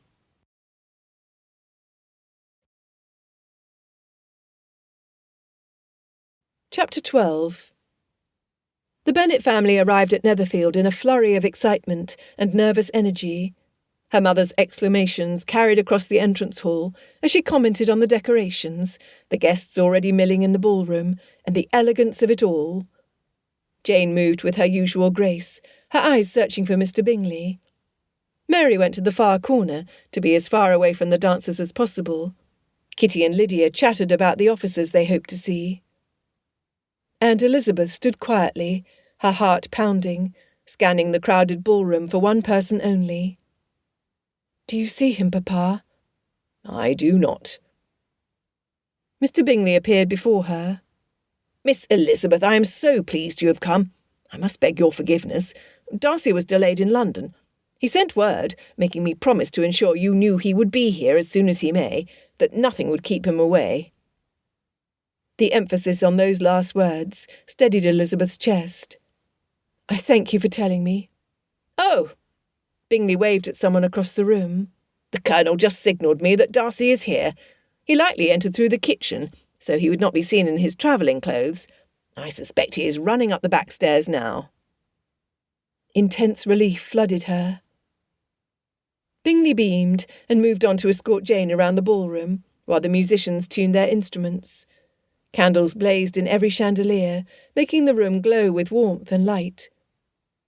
And then she heard Lydia's complaints over the top of their milling neighbours. "Mr. Wickham promised me the first set, and he is not even here. I had my hair done especially for him, and he has cried off without even sending word. How rude!" Kitty made sympathetic noises. "Perhaps he was called to duty with the regiment?" "Without telling anyone, without even a note." Lydia's pout was audible. "I think he is very ill-mannered, and after he was so particular in securing my promise too." Elizabeth's hands tightened on her reticule, which contained the 8 drawings Darcy had given her. The irony was not lost on her. Neither was the significance. Just as he had claimed Darcy did to his supposed victims, Mr. Wickham made a promise to a lady and refused to keep to his word. This confirmed her opinion that Fitzwilliam Darcy was a man of honour. Mr. Wickham, for all his professed concern about honourable behaviour, had proven himself lacking in that very quality. It was a small thing, a tiny detail, that proved she had chosen the right man to trust. Now she simply had to wait for him to present himself to her. Darcy had never been so frustrated by circumstances beyond his control in his entire life. First, the business in London had taken twice as long as anticipated. By the time the papers were signed, he was already behind schedule. Then, 5 miles from London, one of the carriage horses went lame. He had stood on the roadside, watching his driver examine the animal's leg. Time slipped through his fingers like sand. Once it was determined the horse could not continue, it was a 3-mile walk to the next coaching inn. "Follow with the carriage as best you can." 3 miles during which he imagined Elizabeth arriving at Netherfield, looking for him, wondering if he would come. He cursed every stone in the road, and every minute that passed. At the coaching inn, he hired their fastest horse. He was barely a mile from the inn when a cry went up from ahead of him. A carriage accident, a family with small children. The passengers were shaken. One woman was bleeding from a wound on her forehead. Every fibre of his being screamed at him to continue to Netherfield, to Elizabeth. But he could not. A gentleman did not ride past people in need, no matter how urgent his own affairs. So he had stopped. He used his cravat to bind the woman's wound. He ensured the children were unharmed, and that the family had sufficient funds to reach the next town safely. Then he rode back to the inn for aid. And all the while, the minutes ticked past. By the time he finally reached Netherfield, the music for the first set was beginning. No matter how quickly he readied himself, he would not present himself properly in time. The opening dances, Elizabeth's dances, would be over. The thought made his chest ache. Would she think he was not coming? Likely Richard or her father would step in. But it should have been him. It should have been his hand holding hers, his privilege to lead her onto the floor before all of Hertfordshire. At the servants' entrance, he took the back stairs 2 at a time, racing towards his rooms. He burst into his chambers, and immediately began stripping off his travel-stained coat. "Mr. Darcy!" His valet appeared in the doorway, startled by his abrupt arrival. "I took the liberty of having a bath prepared for you, though I fear the water has gone cold by now." "I care not," Darcy said, already working on his waistcoat buttons. "Is my clothing ready?" "Yes, sir." Within a short period of time, Darcy was scrubbed with ruthless efficiency and garbed in formal attire. Running his hands through his still damp hair, he checked his pocket, where the 9th piece was safely tucked away. "Go, sir," Parker said. "She is waiting for you." Darcy needed no further encouragement. Descending the stairs toward the ballroom, the music was louder now. A country dance was in progress. Through the doorway he could see couples moving through the figures. Then, cutting through the chatter and music, he heard young, petulant Miss Lydia Bennet. "Well, this is a fine thing. Mr. Wickham has not come at all, but at least the other officers are here. Though I must say I'm quite put out. Mr. Wickham is so insistent that I save him the first, and now—" Darcy stopped dead in his tracks, his blood running cold. "Wickham?" The name came out sharper than he intended, cutting through conversations around him. Heads turned, and there, near the refreshment table, he saw Lydia Bennet staring at him with wide eyes. "He is here?" Darcy demanded, his voice dangerously quiet, as he scanned the ballroom for that familiar, despised face. "George Wickham is at this ball." Miss Lydia shook her head quickly, apparently sensing she had misspoken. "No, sir. He was supposed to be, but he cried off. Very rude of him, I must say." Relief filled him, immediately followed by suspicion. Had Wickham approached Elizabeth? Had he— His eyes swept the room, searching for her. When he found her, she was standing near the far wall with her friend Miss Lucas, a glass of lemonade in her hand. She was wearing pale blue silk that made her eyes luminous even from across the room. Her hair was simply but elegantly arranged. She looked beautiful. She looked perfect. And she was staring at him with an expression he could not quite read. Everything else fell away. The curious onlookers, Bingley appearing at his side with questions, the interrupted dancing. All of it ceased to matter. He crossed the ballroom with single-minded purpose, barely aware of people stepping aside to let him pass, until he stood before her. "Elizabeth," he said, and something tight in his chest finally eased. "Fitzwilliam." The smile that curved her lips made his heart stutter. There was no anger in her expression, no disappointment, just warmth, relief, possibly joy. "You came." "Did you doubt that I would?" The question came out more uncertain than he intended. "Not for a moment." The certainty, the absolute faith, struck him. She glanced around at the curious faces surrounding them. "We have an audience. May we speak privately?" "Come with me." It was not a request, but an urgent need. Setting down her glass, she took his offered arm as he directed them toward her father. The three left the ballroom for Bingley's study. Voices rose behind them in speculation. He did not care. Let them talk. Let them wonder. Elizabeth's heart had not stopped pounding since she saw him enter the ballroom. Fitzwilliam, wind-blown, urgently scanning the room with an intensity that made her breath catch. When his eyes finally found hers, the relief that washed over his features was so profound it made her throat tighten with emotion. He had come. And now, as he closed the study door behind them and turned to face her, she could see the concern etched in every line of his face, the tension in his shoulders, the fear in his eyes. "Elizabeth." He crossed to her immediately, while her father settled in a corner chair. "Are you well?" The care, the genuine worry, eased her concerns. "I am well," she said softly, reaching for his hands. His fingers closed around hers immediately, gripping tightly as if she were his anchor. "Truly, nothing terrible has taken place. However, some events happened while you were in London that you need to know." "Wickham," he said flatly. "This is about Wickham."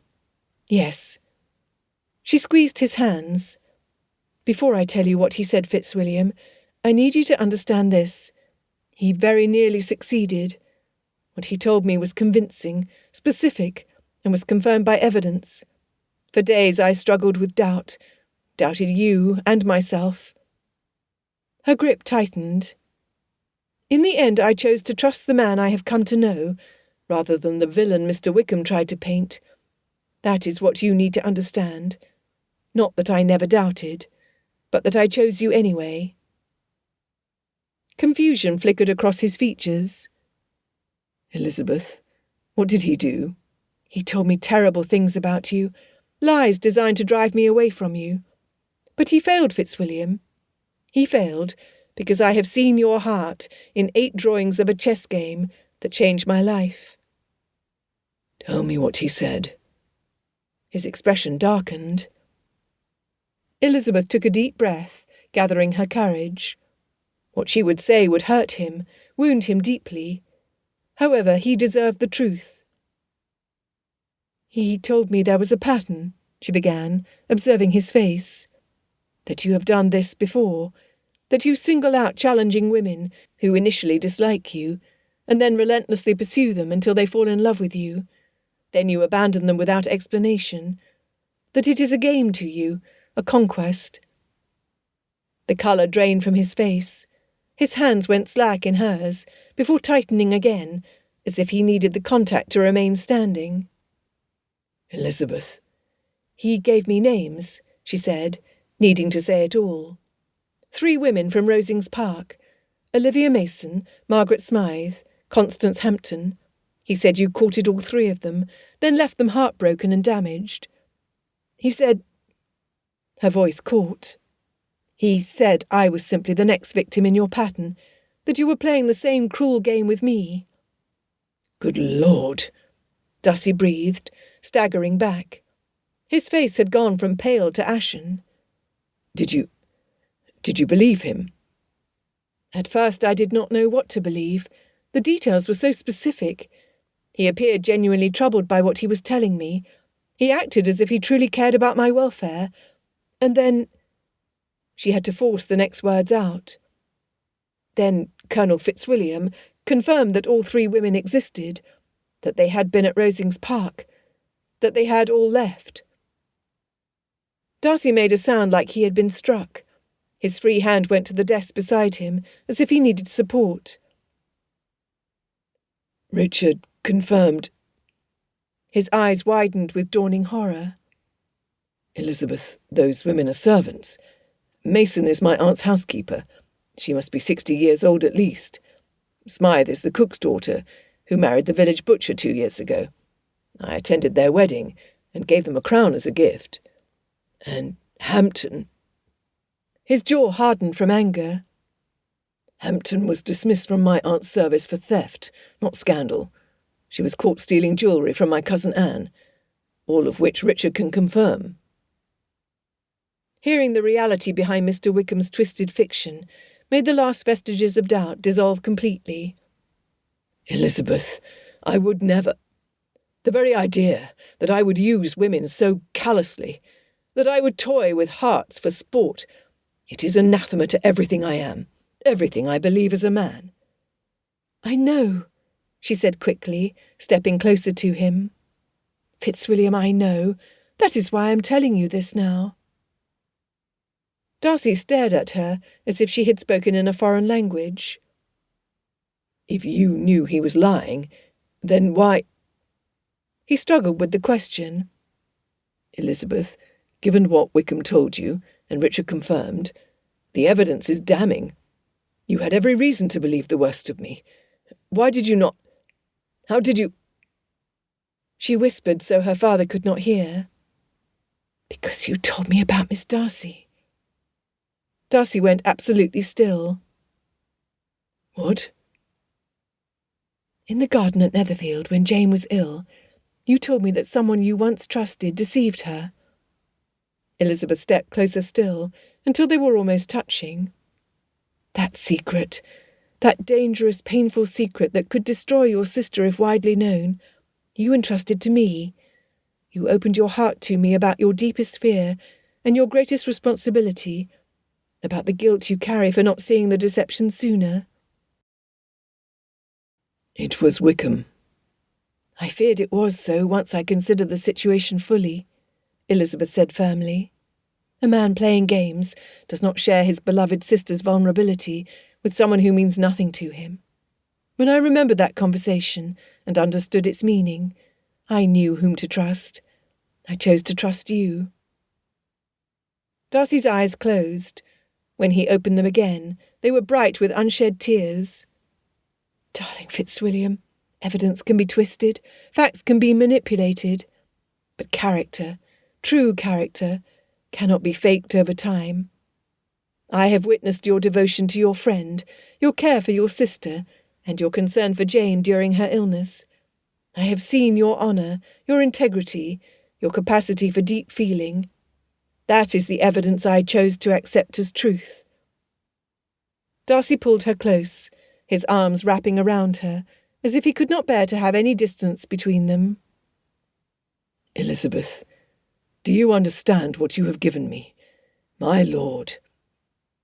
Elizabeth reached around him in return, feeling the tremor that ran through his frame. "I chose us, because some things are worth the risk. We are worth that risk." They stood there, holding each other. Then Darcy pulled back, keeping his hands on her shoulders. "You need to know the truth about Wickham. All of it. Who he is, what he has done, why he would do this." He gestured toward her father, who joined them. "Sir, you should hear this too." "Then tell us," Elizabeth said. And so he did. "Mr. George Wickham is vile," Elizabeth said, with such vehemence that fierce satisfaction surged through Darcy. "He is," Darcy agreed, "and dangerous, particularly to young women who do not yet recognise charm without substance." He faced Elizabeth's father. "Miss Lydia, in particular, seemed quite taken with him, based on what I overheard when I arrived. He delights in passing himself off as a harmless gentleman, then he strikes with the suddenness of a viper, before slithering away." Darcy released Elizabeth, though he immediately entwined his fingers with hers. "You strike me as a man who understands the value of information, and how to use it wisely." Her father nodded once, then looked down at where Darcy was holding his daughter's hand. "Sir, I have the 9th drawing in my pocket, if you do not mind."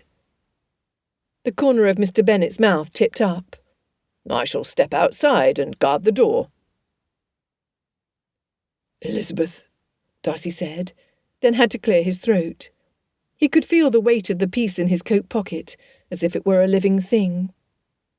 Did you, by chance, happen to include the 8 pieces you already possess in your reticule?" "I did." "Might I see them, please?" She took them from her purse and handed them to him. Setting them on a table, he withdrew the wrapped paper. He held it out to her, and she took it with her free hand. "May we—" She touched the drawings with reverent care. "May we assemble them together, all 9 pieces? Fitzwilliam, our story is not complete without it." "It is not," Darcy agreed. "Shall we?" Together they arranged the pieces in the order he gave them to her.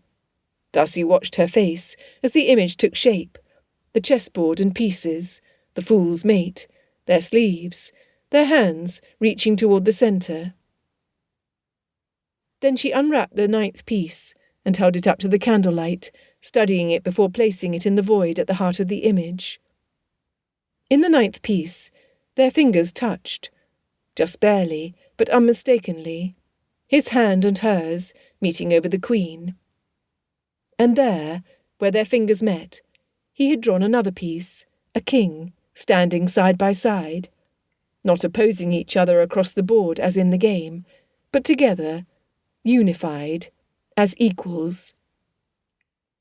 Elizabeth's breath caught audibly. Her hand came up to cover her mouth as she stared at the complete picture. "Fool's mate," Darcy said, his voice rough with all the emotion he had poured into these drawings over the past weeks. "That morning, you defeated me in 4 moves, a victory so complete, so elegant, that I could not help but admire it, even as I acknowledged defeat." He reached out and traced the Queen. "Elizabeth, you captured my heart in even fewer moves than that." His finger moved to the king. "But this drawing is not solely about that morning. It is about everything that came after, the conversations that drew us closer, the gradual understanding that what began as a duel had become a courtship. No, more than that, had become love." He finally looked up to meet her eyes and found them bright with unshed tears. "This is what I have been trying to tell you all along. You are my equal, Elizabeth. You are my match." He took both her gloved hands in his, holding them as carefully as he had held the drawings. "The Queen to my king, the woman I love, the woman I want to stand beside in unity for the rest of my life." "Fitzwilliam," she whispered, his name a prayer on her lips. He sank to one knee before her, looking up at her with every ounce of love and devotion he possessed. "Elizabeth Bennet, you challenge me, you surprise me, you make me want to be better than I am. You trusted me when you had every reason not to. You chose me. You see me, not my fortune, my status or my connections, but me." His voice broke slightly. "I am irrevocably, completely, desperately in love with you. Will you do me the very great honour of becoming my wife?" Elizabeth simply stared at him, tears streaming down her face, her hands trembling in his. Then she sank to kneel before him until they were face to face, eye to eye, equal to equal. "Yes," she said. "Yes, I will marry you. I will be queen to your king." "Elizabeth." His heart expanded in his chest. "I love you, Fitzwilliam," she said, reaching up to cup his face. "I think I have loved you since you kept vigil outside Jane's door all night, or perhaps since you told me about your sister, with such pain and trust, or perhaps since that morning when you brought a sword to a chess match, because you did not understand the rules, but came anyway because I demanded it. Or perhaps—" her smile was tremulous and beautiful, "perhaps since the moment you looked at me across that chessboard, with shock and delight, and I realized you were not at all what I expected. Or it could have happened when I saw you, strolling toward me, a brace of pistols in your hand at first light." Darcy could not help himself. He closed the small distance between them and kissed her. It was not a careful kiss, or a tentative one. It was desperate and joyful, and full of all the emotion that had been building between them since that first night at the assembly. Her hand slid into his hair, pulling him closer. His arms wrapped around her waist, holding her as if he would never let go. When they finally broke apart, Darcy rested his forehead against hers. "I do not deserve you," he whispered. "But I swear to you, Elizabeth, I will spend every day of my life trying to be worthy of the trust you have placed in me." "You already are," she said. "I only needed to see it clearly." Darcy helped her to her feet, noticing with some alarm the state of her gown, wrinkled and dusty from kneeling on the floor. "Your mother will—" "Let her," Elizabeth said with a laugh. "Let the whole world see. I do not care. I am engaged to Fitzwilliam Darcy, and that is worth any amount of wrinkles." "Engaged," he repeated, testing the word and finding it perfect. "You are going to marry me?" "I am." When they opened the door, Mr. Bennet extended his hand. "Before you ask, you have my permission and my blessing." Pleased beyond measure, Darcy turned toward Elizabeth. "When?" "Soon," Elizabeth said, tucking the 9 pieces into her reticule. "What will we do with those?" he asked. "They are yours, but—" "They are ours," Elizabeth interrupted. "They tell our story. Perhaps we should keep them at Pemberley, where we can look at them and remember how we found each other." The casual way she spoke of their future, as if it were already real, made Darcy's heart swell with an emotion too large to contain. He kissed her again. "Come, you two." Mr. Bennet gestured toward the ballroom. "I have had enough excitement for the evening. Our friends and family will wonder what has become of us." Elizabeth took Darcy's arm. He was engaged to the only woman he would ever love. He found his equal, everything he had hoped for, dreamed of. She was far more precious than ink and watercolour. She was everything. The moment they entered the ballroom, every eye turned to them. It was impossible not to notice Darcy's hand possessively on Elizabeth's arm, the way they stood close together, the wrinkles in her gown, the barely contained contentment radiating from them both. Miss Bingley's expression was murderous. Elizabeth's mother looked as if she might swoon from excitement. Jane's smile was radiant. Both Charlotte and Colonel Fitzwilliam simply grinned knowingly. "Darcy!" Mr. Bingley rushed forward. "Is everything— that is, are you—" "Everything is well," Darcy said, his voice carrying across the suddenly quiet ballroom. "In fact, everything is better than well." Her father said loudly, "If I might have your attention." The remaining conversations died away. "I am pleased to announce that my daughter Elizabeth has accepted Mr. Darcy's proposal of marriage. They are engaged." No sooner were the words out of his mouth than he rushed to catch his wife, who had fallen into a genuine faint. Jane embraced Elizabeth tightly, whispering for her ears alone, "I knew it." Mr. Bingley shook Darcy's hand vigorously. The rest of the room was in chaos.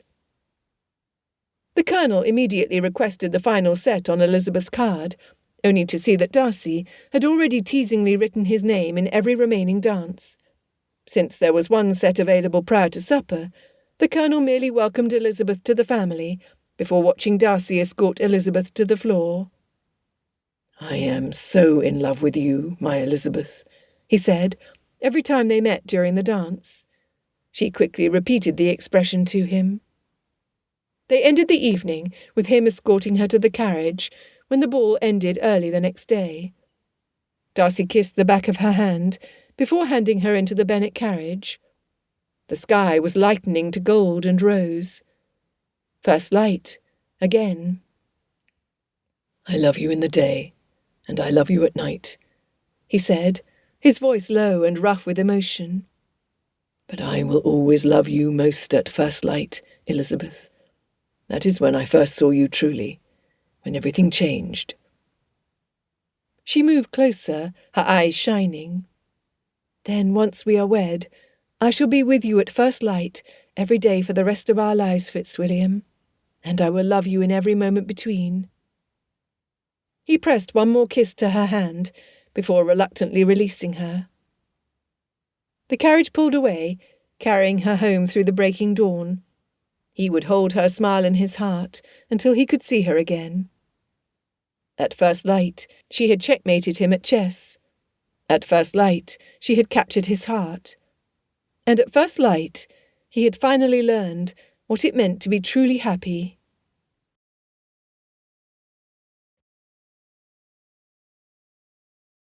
This has been Love at First Light, a Pride and Prejudice novella, written by Christy Capps, narrated by Stevie Zimmerman. Copyright 2025 by Joy D. King. Production copyright by Joy D. King.